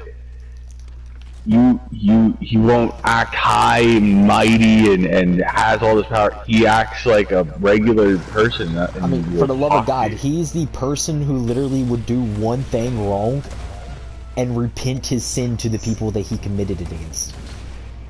Yeah, that is that is better than most human fucking beings. Like sure, like, I don't know fully what some of the... He understood that sometimes evil is a necessity, but he would regret doing it, even though he knew that was the only way to do it. Yeah. And it's like, that's that like, term of... He's the type of person that would be like, to save this planet, I have to let, like, 10,000 people of this planet die. He would let the 10,000 people die, but then he would say he's sorry he couldn't save them. He'd probably cry. He probably would. Like, you know, say he had to exterminatus an entire planet. And he would try everything to have it not happen. I guarantee you, he would, in the sense, he would try to find another way.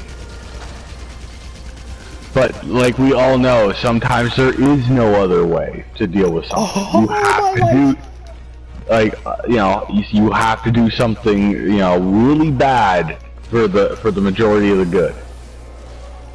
He would be the guy who, after he did exterminatus, you would have to go and literally, like, okay, okay, that's great, we did this, we stopped, whatever from getting this. Okay, Psycho, I'm gonna have you on Watch Duty of Sanguinius. Why? Because he might try to actually harm himself for all the things that he just did. Yeah, that would be Sanguinius. Because...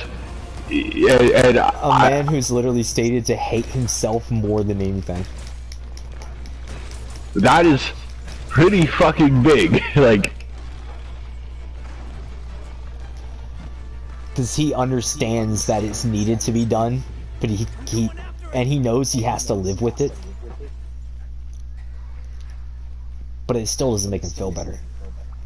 Well, yeah, it wouldn't make any. If you're okay with half the shit that he's had to deal with, or this or that, it's like, for one, you're pretty fucked up, and two, if you don't have his mindset, you're already you're on the other ones out there, and it's like, and the real question: are you on Chaos, or are you just like the rest of them? Just immune to it. Yeah. I feel like Sanguinian. I feel like if Sanguinian lived past Horus Heresy, right? I can feel like the Blood Angels and the Salamanders would be like best friends with each other. Oh yeah, there's because the Salamanders wouldn't do anything bad. Sanguinian would. But I don't see the leader of the Salamanders blaming Sanguinian. And well, I think like that would be a lovely actual moment between two chapter masters that would seem like actual family moment. Like a brotherly bonding moment of like him being like, I can only imagine it just like shows him just crying because he had to again, I will always go Exterminatus because it's like it's one of the worst things possible. Hey, we can't warn these people. We can't. We're just gonna fucking blast the entire planet. Technically, you're not wrong either, because the Blood Angels has done Exterminatus before. But that's the thing it's one of those things of all these others could do Exterminatus and they would not cry, they would not care, it was for the cause, the greater good of humanity. And then you have the Salamanders, which would never do it no matter what. They would literally be like, okay, we have to do Exterminatus, but they hear me out, went guys. on a planet that had Exterminatus trying to save lives. That's what I'm meaning is, but we have, 72 hours to do Exterminatus. So in those 72 hours, we're going to save as many lives as possible on this planet. Like, I think a third of the Salamanders died during one of the Exterminatuses. Oh yes, that is the other joke of that was coming up from why I keep bringing up the Salamanders are on fire, because again, they're usually on fire because they ran into a burning building or onto a planet that is literally getting Exterminatus. But that shows determination, though. It's like they know that like, hey, we're going to save as many lives as we're probably going to possibly can. But I don't know how many of you guys are going to die, because we can't get every one of you guys off after we get the civilians off during Exterminatus of this planet. And Salamanders just looking at each other like, you up for it? Mm-hmm. Let's go. Like, this is literally that term of, for them, it's like, if they had to pull Exterminatus and they had 72 hours before they had to do it, the entire time, is not sitting back, them praying and asking for forgiveness. No, that is 72 hours of watching it's like to be like watching a fucking miracle, as they are going to literally tell the entire world that it is a mass evac, that we are, if you can get off world, get the fuck off world as fast as possible. If you can't get to these locations, then we will get you off this planet, okay? Like, I literally feel like if they had to do Exterminatus, you would see like 75% of the fucking like... You would watch a world go from it was populated to they nearly possibly got everybody off the planet. Even the homeless bums are getting off the fucking planet. I can physically see it being so bad that like 75 or higher % of the Salamanders would be dead. Like, if they could not have the ship space, they would literally turn around and go. They would stay on the planet. They will ask, for probably volunteers, in the sense like, hey, do you volunteer to basically? It sounds bad, but to go and die to save a family of like a man, woman, and a child. If you No, they if wouldn't- they you if wouldn't you ask stay the on no people. if you stay no the soldier. Oh, they The- wouldn't the- even get the- asked. They would just walk off willingly. Oh yeah, but if you were to ask them willingly, there's a reason why they don't ask them willingly, because then, you know, that joke, there wouldn't be salamanders, because all of them left in a moment like that, and it's like there is no order of them anymore. They all died. Like, if somebody asks me, if you're talking about, like, the world of 40K, which group of people deserves my absolute respect? The salamanders. For the love of God, they deserve my respect. Is Yeah, like, well- what's the joke with the salamanders? They're like the kitten loving strong guy. Like the Yeah, really they were- tough guy that just pets a kitten. And it's Hey, like, I'm sorry. and I'm sorry. actually No, it's like no, the no. most soft-hearted person in the world. It's like See, that's every big tough guy. Okay, if they can't pet a kitten, that's actually not a man. It's a monster. I mean, I don't Pretty like different. cats, but I'll still pet a kitten. That's the sad thing. So I like kittens. I just hate cats But still. because they're not evil yet. No, Kittens are no. not evil yet. See, these guys. See, the best description for salamanders is they are like firemen. Okay. They know their job is highly dangerous. How they might die. Yeah. But if they die, if they save a person and then die, they're already secured the way in like heaven, everything, like in the sense like they've done the greatest deed of their lives, and that they were no longer We're going needed. salamander for this one. Your soul will forever burn, my brother. Yeah, that's what I mean. Is like they it's the greatest honor to die as a hero in their eyes. That is their greatest honor. Your soul will burn forever, my brother. You will not be forgotten. And what most was people, it? what do you mean? You know, people that senior witness could die like tomorrow. Yes, but the thing is, that life you saved will always remember you. Like, salamanders they deserve respect out of anybody from that universe. The lowly private of the salamanders deserves more respect than anybody. Now, I turn around and go, The Blood There- Angels are kind of crazy now after Sanguinian died. but wouldn't you kind of go a little crazy if you heard that because the Blood Angels mainly sound like they're all the people from his world, right? No. All Space Marines are copies of their chapter master. So they were genetically made after Sanguine. But they didn't gain all of Sanguine's powers. They basically gained like the strength and knowledge of Sanguine. But they didn't gain the ability to see the future. They didn't gain the abilities Yeah, that no, Sanguine nothing had. like that. I wasn't meaning that. No, I But mean they like did get one of the worst things that only Sanguine could control. what's that? The blood fever. The blood sickness. Because guess whose blood was the only cure for it? Is? Yeah.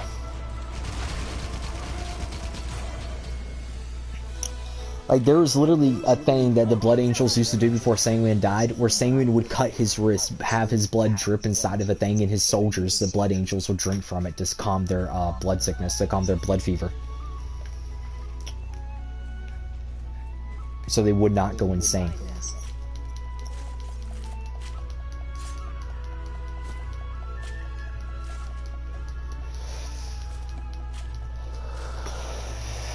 So now Blood Angels are like borderline socio and psychopaths. Because no one can quell the blood fever.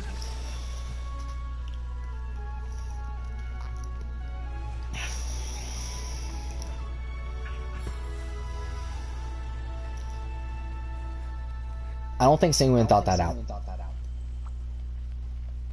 But still. I don't think he was thinking past the part where he was having to face Horus. I'm pretty sure he was just like, How I to have save to do- humanity. Yeah, how can I make sure that, you know, basically this is not the end? Kills him, humanity will die to chaos. Yeah, it will fall to chaos, not just it will die to chaos, it will fall into chaos legitly. Yeah. Because again, it's not the, oh, you know, this and that. No, it's more like people, there was, if the Emperor died, again, you see it nowadays, people will fight over, you know, hey, the president of our country died, well, who's gonna be the leader? Vice President. And then it's like, Secretary of well, Defense after that, then the Speaker of the House. yeah, but it's that joke. But now imagine a world that's going to break probably into chaos of this sense. Well, you know, everybody's going to be like, well, he doesn't have any right to be this. I do. So obviously you should vote for me. Like, and then I feel you like got... there should have been a will written by the God Emperor of mankind during, at some point, like the Imperial Man. I think he should have wrote a will and been like, if I die, Sanguine gets all power. Fuck all of you. See, he should have really turned around and made a thing of like, if these events happen, do this, right? And left it in the hands of like only the most trusted of his people. Which would have been Sanguine, even though Sanguine wasn't like trusted by him, but definitely the most loyal. But in the sense of, he would have basically... He could have just left it with the fucking Custodes. Yeah, but he could have left it with the royal guard of the Emperor. He could have literally left that and then turned around and left like, if I, you know, if Sanguinius is strucketh down and I can know, like, basically if he used his vision to see the future, he would have been able to been like, you know, just please, like, put this person in charge. You know, if he's no longer alive, then, you know, put this person in charge. Basically, he could have written different notes for different variants of what was going to happen. Yeah, I don't think he could have told, and could have. But see, this is again, this is somebody who you can tell was not thinking very far ahead in his plans, because he had the power to see into the fucking future, but yet he didn't look into it of his own future and write down like, hey, if this variant happens of this event, open and read this note and do exactly as it says. But if this, hey, but I want you to remember, if Sanguinius lives and I die, read this note right here. You know what I mean? And he could have just like different colored notes, anything, and it would have been like, you know, as soon as it's like, oh hey, it would have literally been that, you know, the God Emperor has died and humanity is starting to slowly fall into the craziness of, you know, chaos, because, you know, no longer all of a sudden, you know, they open up this letter, read it, and then they'll turn around, and as soon as they read the letters of the next emperor shall be, it'll literally be them coming over to him and would be them kneeling to him. Because, like he announced, you are the next emperor. So they're just showing their loyalty by kneeling to you. Right? But meanwhile, I don't even know how he would be to people kneeling to him. Well, Sanguine was used to that. Like, he was humble, but he wasn't going to tell people what to do. Yeah, well, that's because, again, you have your own free will to do what you want. You can kneel to him, or... He never cared about people worshipping like a god. He just... He even though people worship him as a god, in his eyes, if you're going to look at me like I am a god, I will be a good god to you. Well, yeah, it's... Hey, I may not, you know, I'll try to be the best one I could be, if I am one, but I don't think I am. But he took it serious, like, because Sanguinius took people believing in him as if he was a god very seriously. Well, yeah, because he knew, like, what it can do if you You know, because at that point you have a lot of power over just a minor person, because they believe in you so hard they're willing to die for you. Yeah. So at that point, he realized, like, he has people's lives who they were like, you know, they heard somebody be like, you're a false god, you know, they're gonna turn around and possibly pull out a fucking knife and be like, aight, motherfucker, that's it. I mean, even the Blood Angels were more loyal to Sanguinian than the Emperor of Man. Well, okay, I'd also turn around and go, who was asking him to do more horrendous shit? Emperor Man. I was about to go, I didn't need to say anymore, have a nice day. But it's also the fact that, like, if you were one of Sanguinian's soldiers, you were his child. He loved you as if you were his children. And he the orders he gave were, your life is more important than mine. Well, yeah, like, heck, from the sounds of it, he almost would treat anybody like that. Like, you didn't need to just be a blood angel. As long as you showed him the respect and kindness, you would almost feel that term like, damn, he treats me like, you know, I'm his son. Why do I feel like I have, like, a fucking, guiding light of an angel above me? Yeah, like, yeah, like literally, it's that joke of, why do, like, you know, you treat this man with just a bit of respect, and it's meanwhile like the equivalent of, like, he will treat you with such kindness, such respect and honor and glory, and he will never talk bad about you, and you're just like, duh, fuck. I'm not used to this.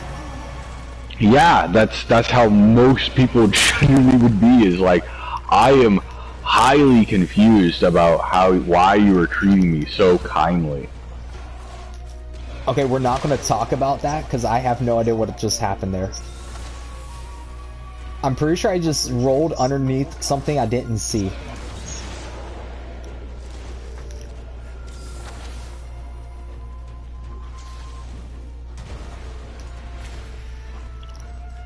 But,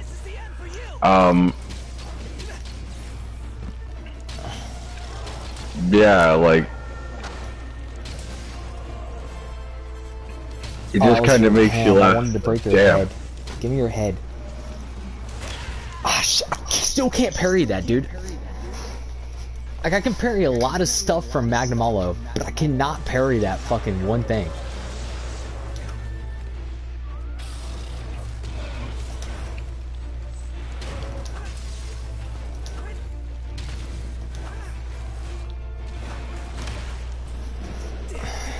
Like, the Vortex, dude.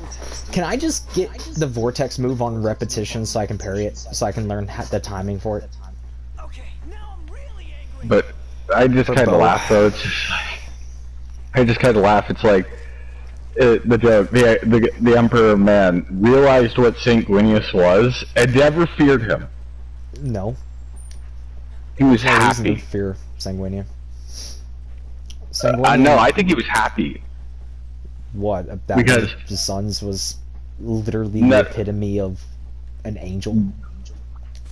For one, that, and two, that if he were to have died and left him in charge, right? You wouldn't have to fear about humanity. He would have fixed the problems that he created. Yeah, but also you wouldn't have to fear about humanity, because Sanguinian was humanity. It was humanity.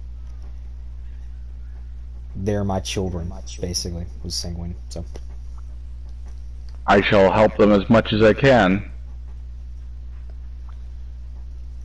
Like I said, Sanguine, even though, yeah, he needed to drink blood and everything. I mean, he came from the planet of blood, so. I can't really say anything.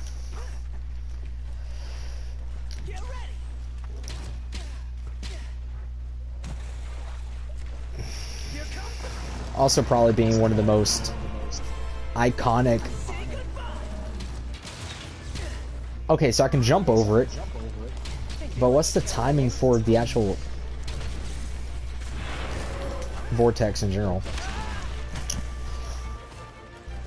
Double tap that one. Yeah, like, it was just that, like, for the God Emperor, you could tell probably mostly that he was happy that he could have something that, like, as he knew what he was causing, like, was not probably good in any sense. Like, there was a lot of fucking hate out there in the world to the Imperium of Man and all this other stuff because, you know, look at the way everybody lived.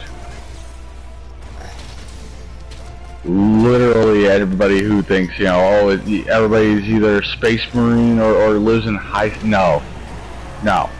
So, you see do you only know about that... the craft worlds? What about, I don't know, the gang planet?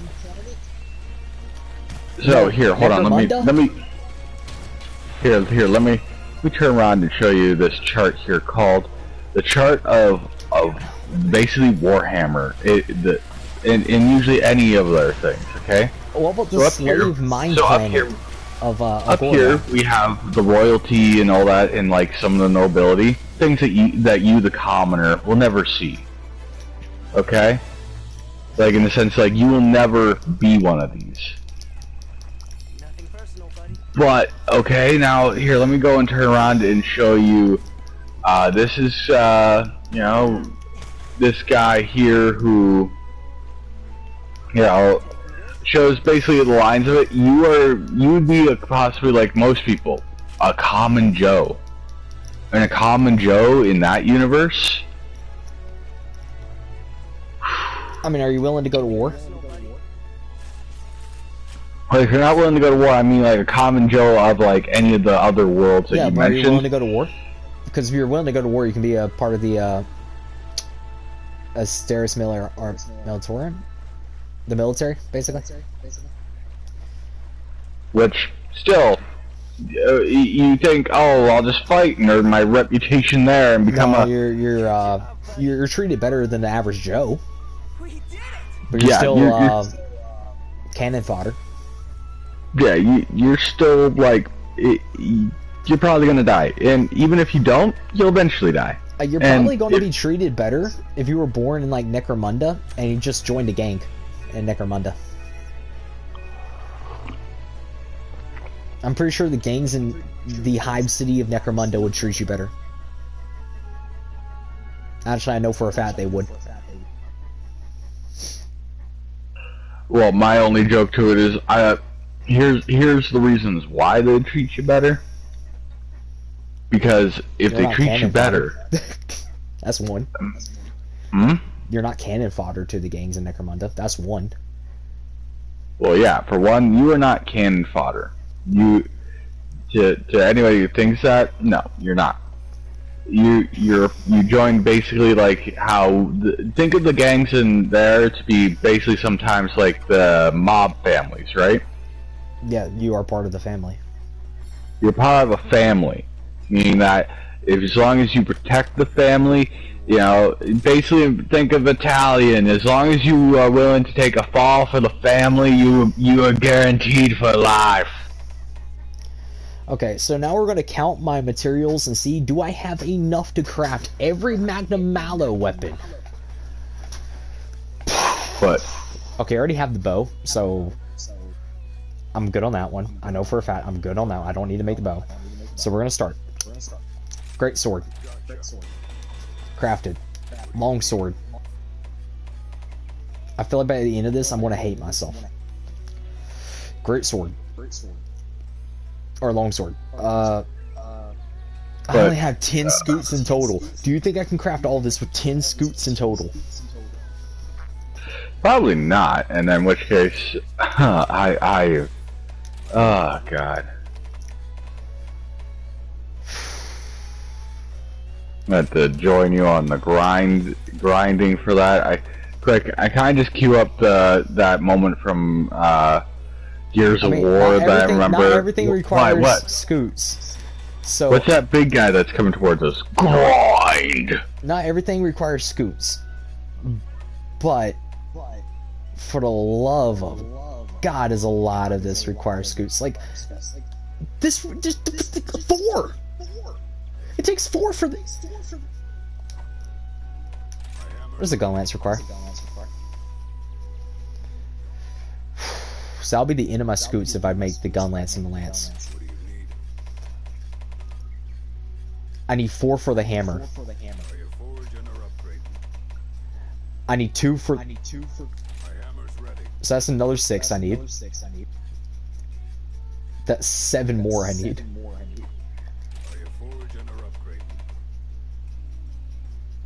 That's 9 more I need. I so disappointed. That's 11 I need. So disappointing. That's 13.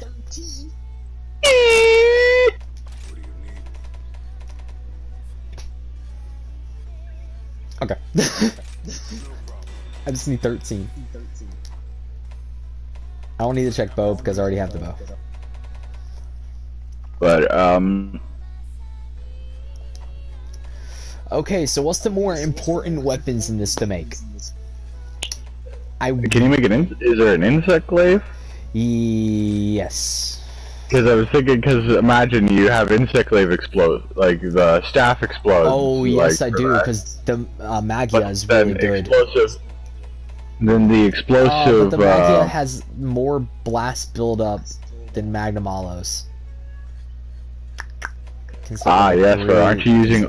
Hey, but that's just in case because you're going to use Magnum Allo, so I was just thinking of like your blast. Because I've seen you with the blast thing. It's just like, dude, that's retarded. Yeah, the blast is amazing. Literally just hued every like 10 seconds. Just oh hey, remember how this was this? Yeah, not anymore. Technically, I could make the insect glaive up to the max one right here, and then I could give it either the attack boost or I could give it blast boost.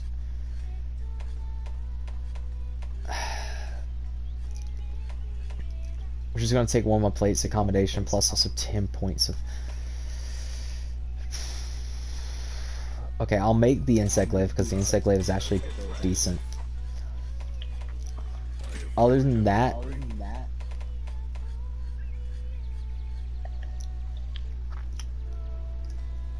for some reason tempted.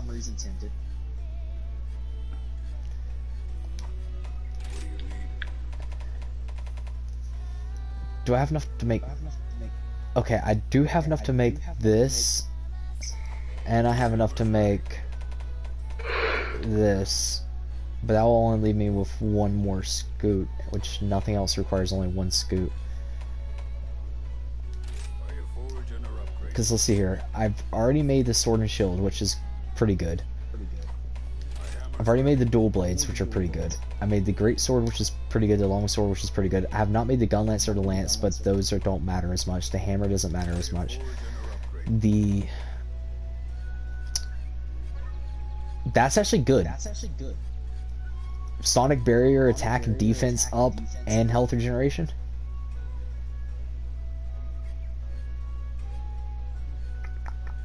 That's not bad.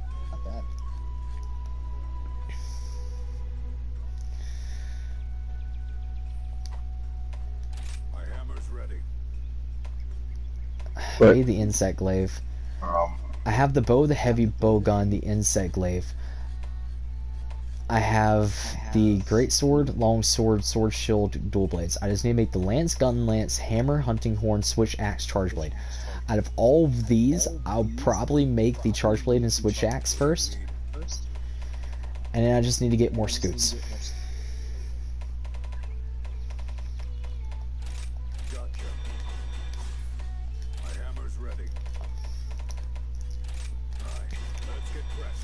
Which, what was the other things that I didn't have all of it made? Why did I never upgrade this? Let me just go ahead and upgrade this.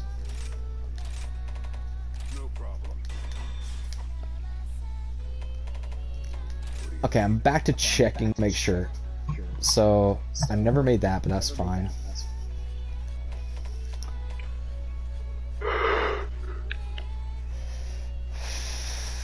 Okay. Okay. Okay. Okay. Okay. No need to hurry. There's plenty of time. Oh, it's the Somnocant stuff I never finished, wasn't it? Hammer's ready. Because I never made the Somnocant's longsword, I don't think. Or not Somnocant. Yeah, I never made the Somnocant's longsword, because I didn't have enough claws.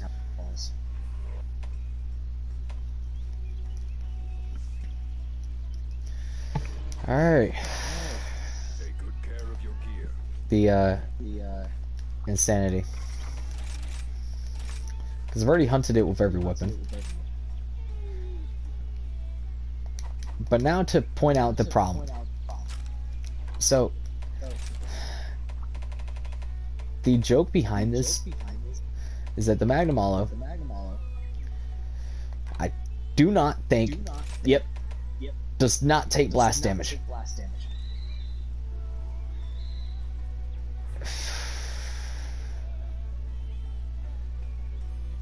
Well, technically, I guess you can. But it's just gonna take forever. You just literally be tickling it the entire time. No, it's like, it would do damage, but I think it would just take forever to even initiate it. The same reason why it takes forever to, like, initiate fucking stun, poison, and paralysis, and sleep. Like, it just is hard to get it started on.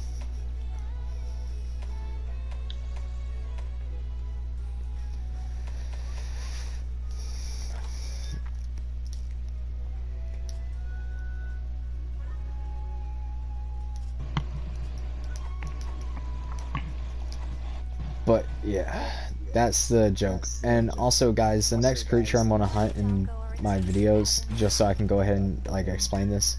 The next thing I want to hunt in my videos is going to be the Mitsusune. There's reasons. Main reason... Just gotta make sure. Yeah, the main reason is because the Mitsusune armor I actually need.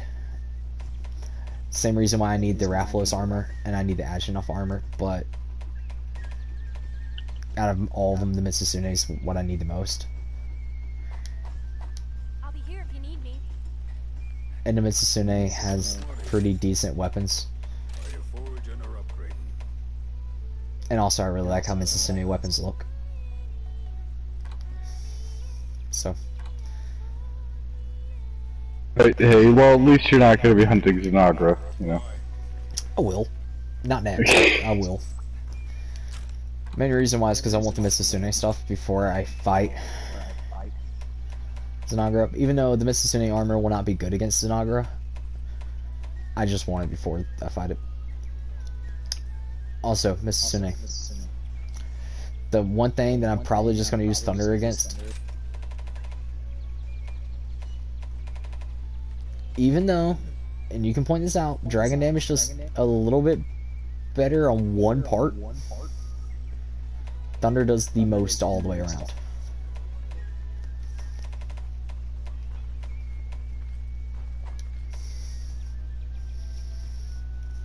And also Nargacuga, which I'm still probably going to use Thunder against Nargacuga. And then when it comes down to finding Rathalos, I'm going to do a mix between Thunder and Dragon, depending if I have Dragon weapons. Because again, Blast doesn't work. Then we can go over to, where was it at? Xanagra, which I'm going to weird mix the Xanagra, but in between of blast damage, mainly because I don't have that many good ice weapons, so I'm just going to use blast weapons against Xanagra.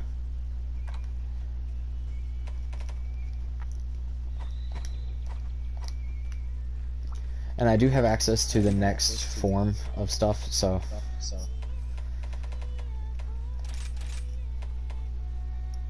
it's gonna be fun. Let's see.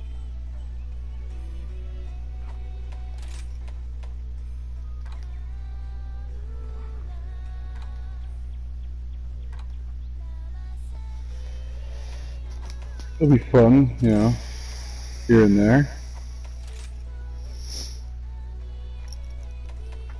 Mainly because unlike this build that I use, which I love this blast build for a lot of reasons. I can use, if I can go to it, I can use this blast build, which is going to be very fun.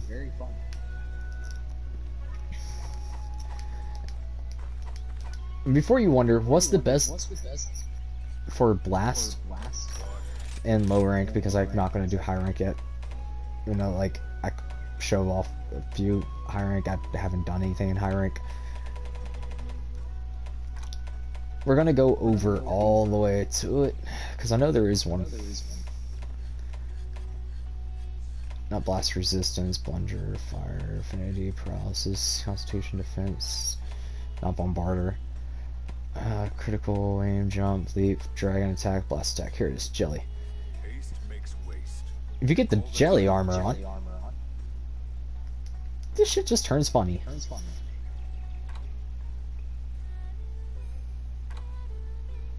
Which I'm just making sure. Oh, I need a Mitsusune. Yeah, so yeah, hunt the Mitsusune first, so I can make the jelly outfit.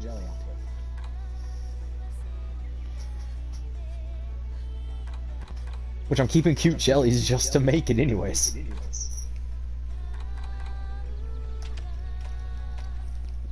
Get some Divine Blessing, get some Blast Attack. And get Part Breaker. It's gonna make my life so much easier.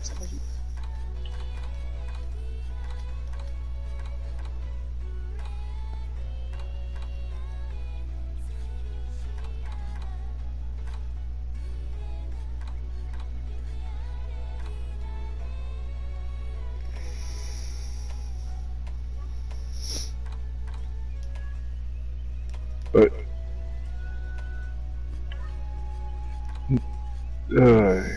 Also need the Mitsusune to be able to make the well, technically I need a lot of things, because the Tsushi, or yeah, the Tsushi hidden armor is really good. Not one that I won't, but still, it's pretty good. Like, Agenov is good because it gives you Slugger, Focus, and Attack Boost. Narakuga's eh. Mitsusune is pretty good. Rathalos is pretty good. Zanagar's eh. Gosharag is, depending on how you use it, good.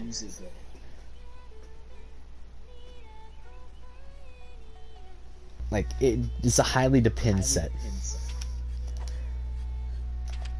Because Agitator is good.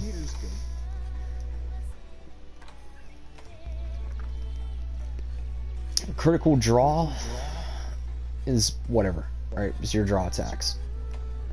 Punishing draw is pretty good.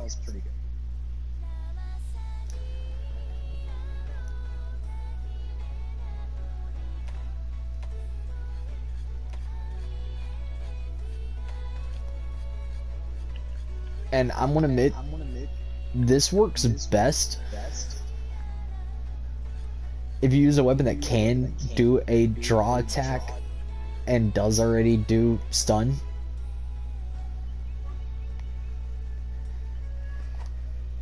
Like, can also stun. Which not many weapons have. I've always found that it works better for a greatsword for some unknown reasons.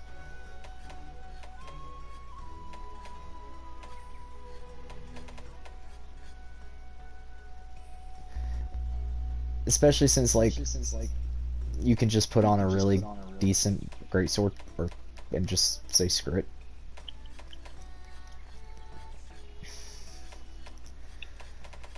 But I'm gonna need a lot more scoots, which means I need to break a lot more backs of Magnum. okay there, Bane. Take you up on the dark. Wait, you think the darkness is our eye? I was motivated. I didn't see the light touch me bad. But then, it was just right. Have to break more backs, just hears that, just immediately, just okay there, you know. But then I could also turn around and go, but you know, then, you know, or I could turn around and be like, okay there, Batman.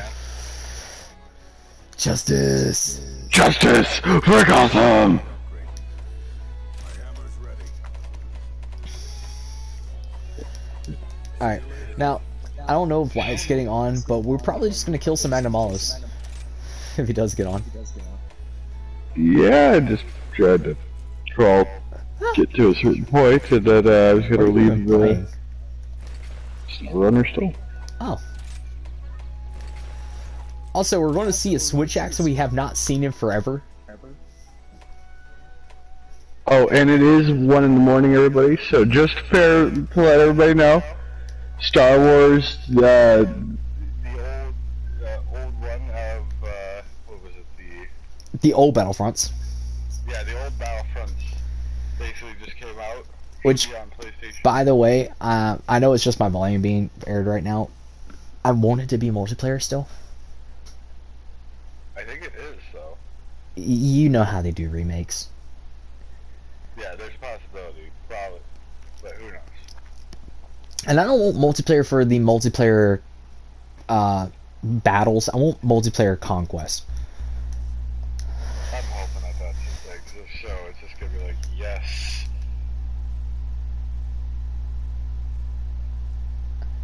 Because it's the classic collection, which just came out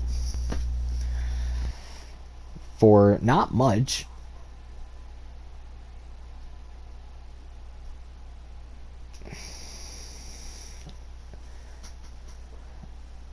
I mean, it says it has multiplayer. I guarantee you their servers are already on fucking fire, okay, people? It probably is. Cause, like, you got Helldivers, Helldivers, okay, I will state this, Helldivers, it's understandable. It is literally suffering under its own success. I mean, they say Galactic Conquest. They do have that. So it's Transverse to Galaxy in Campaign Mode and Galaxy Conquest. Galaxy Conquest. Devise your strategy, recruit your troops, and execute your tactical vision for conquering the galaxy. Well, yeah, I've heard that this is basically the people who redid this literally were like, hey, we want Who did Star remake Wars. this? Oh, Aspire Media? Really? That's shocking. That they did it? Yeah.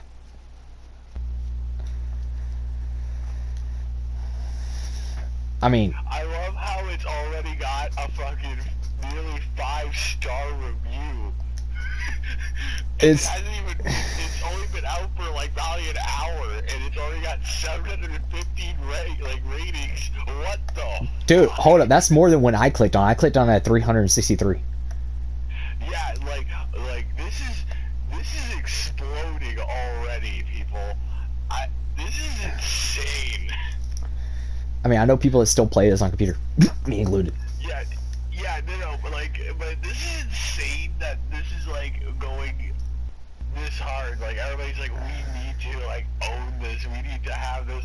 And it's like because everybody doesn't like the new ones because. Okay, here's the thing. I like certain things of the new ones. Like, I like the non-multiplayer survival defense side thing. Oh yeah, certain things like that. Okay, I will get it. It is awesome. Problem is that the game, that cannot save a game that was literally a money pit for them in the sense that they were just wanting you to pay. Hey, just throw your wallet at us, okay? And we'll give you your Darth Vader that can just destroy everybody.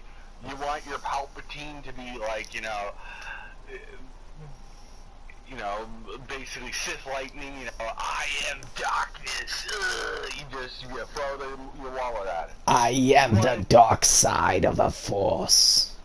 You wanted Yoda to be the, you know, scary thing that you just ran around the halls with that was small and green, fucking, you paid for it.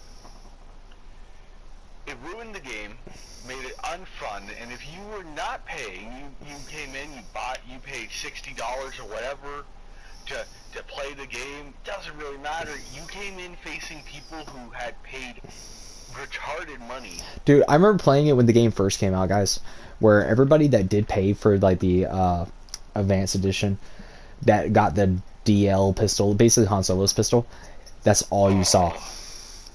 That's all you saw because you couldn't deal with it. They just went doo doo doo and was just killing you, and you couldn't do shit because it's like you were using the original blasters and had to shoot them like what? That blaster's still shit.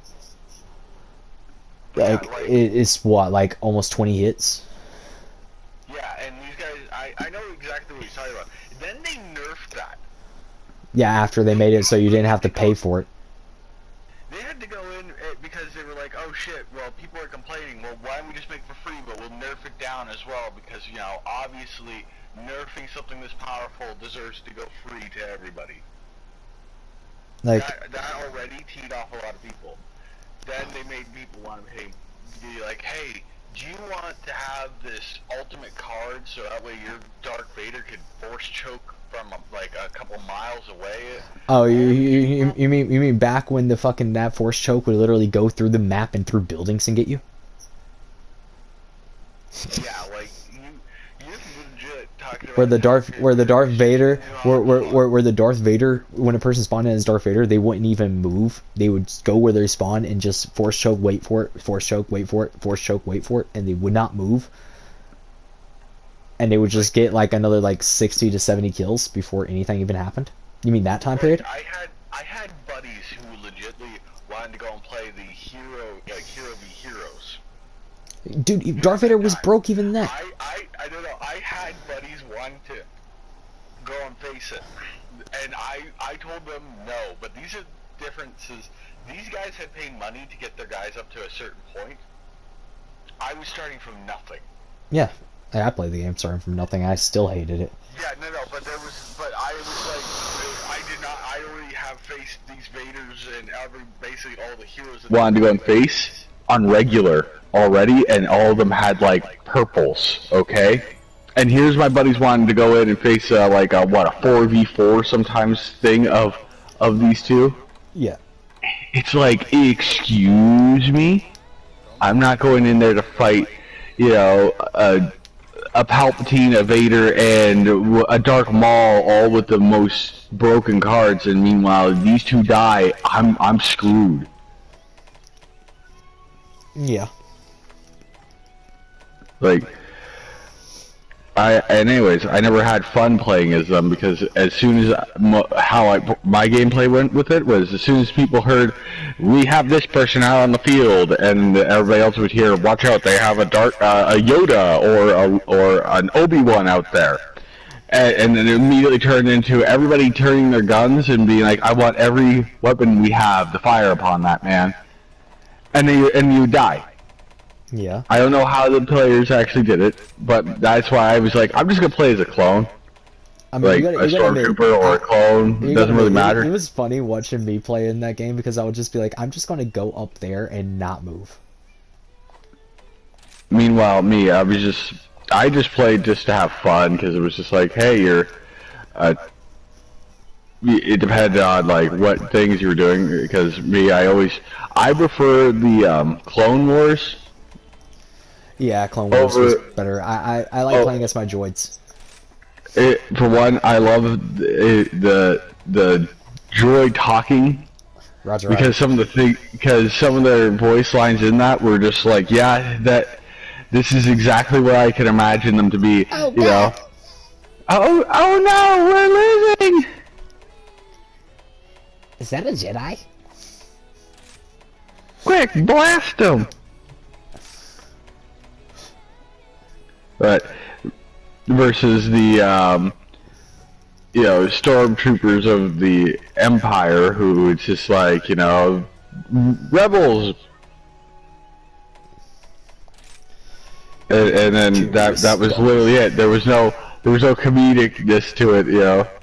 You imperial scum.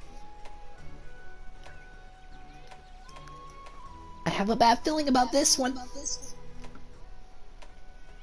Yeah, so immediately I go, damn, the Clone Wars is better, but in the sense of instead of it being like, you know, oh, this and that, it's more like you have these droids that are the equivalent of smart but stupid.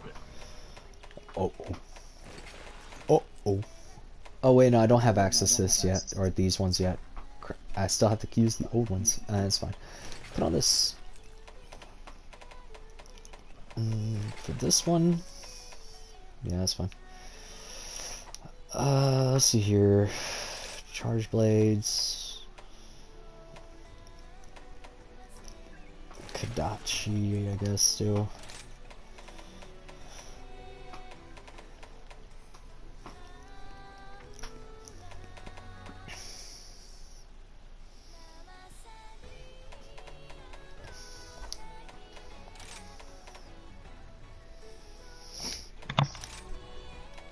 What's the stupidest thing I could do that will work? List of devise. I forgot that was a weapon I had. Device? No. Let's devise a plan. I'm like just looking. I'm like, never mind. I forgot I had that as a weapon. I was looking at my lances and I was like, I forgot I made a lot of the other weapons. So I forgot I had like the mushroom lance. I forgot I had like the flower lance, the fragrance. Like I forgot I had some of these weapons. My God. No, because you forget you have stuff when you don't use it.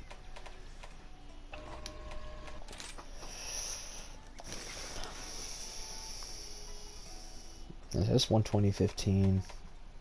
That's 116. That's 122. So, technically, the Snyder is still better. On the high route, it's still better.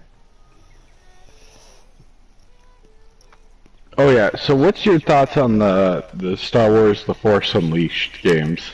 I don't mind them. Like, I'm not a big fan of them, but I don't mind them. I loved them for the fact of like the joke of you'd pick up a person, right? And I remember testing it one time. I was like, I wonder what happens. I brought a bunch of clones by each other, and one by one, I had a human conga line of people. It was literally like, quick, if enough of us grab a hold of this one man, obviously, He can't lift us all up. And I had like 20 guys all holding on to each other, and I just, you know, grabbed the one dude, just tossed him off to the side, I just threw 20 guys off the map. I'm just like, Ah. that's awesome.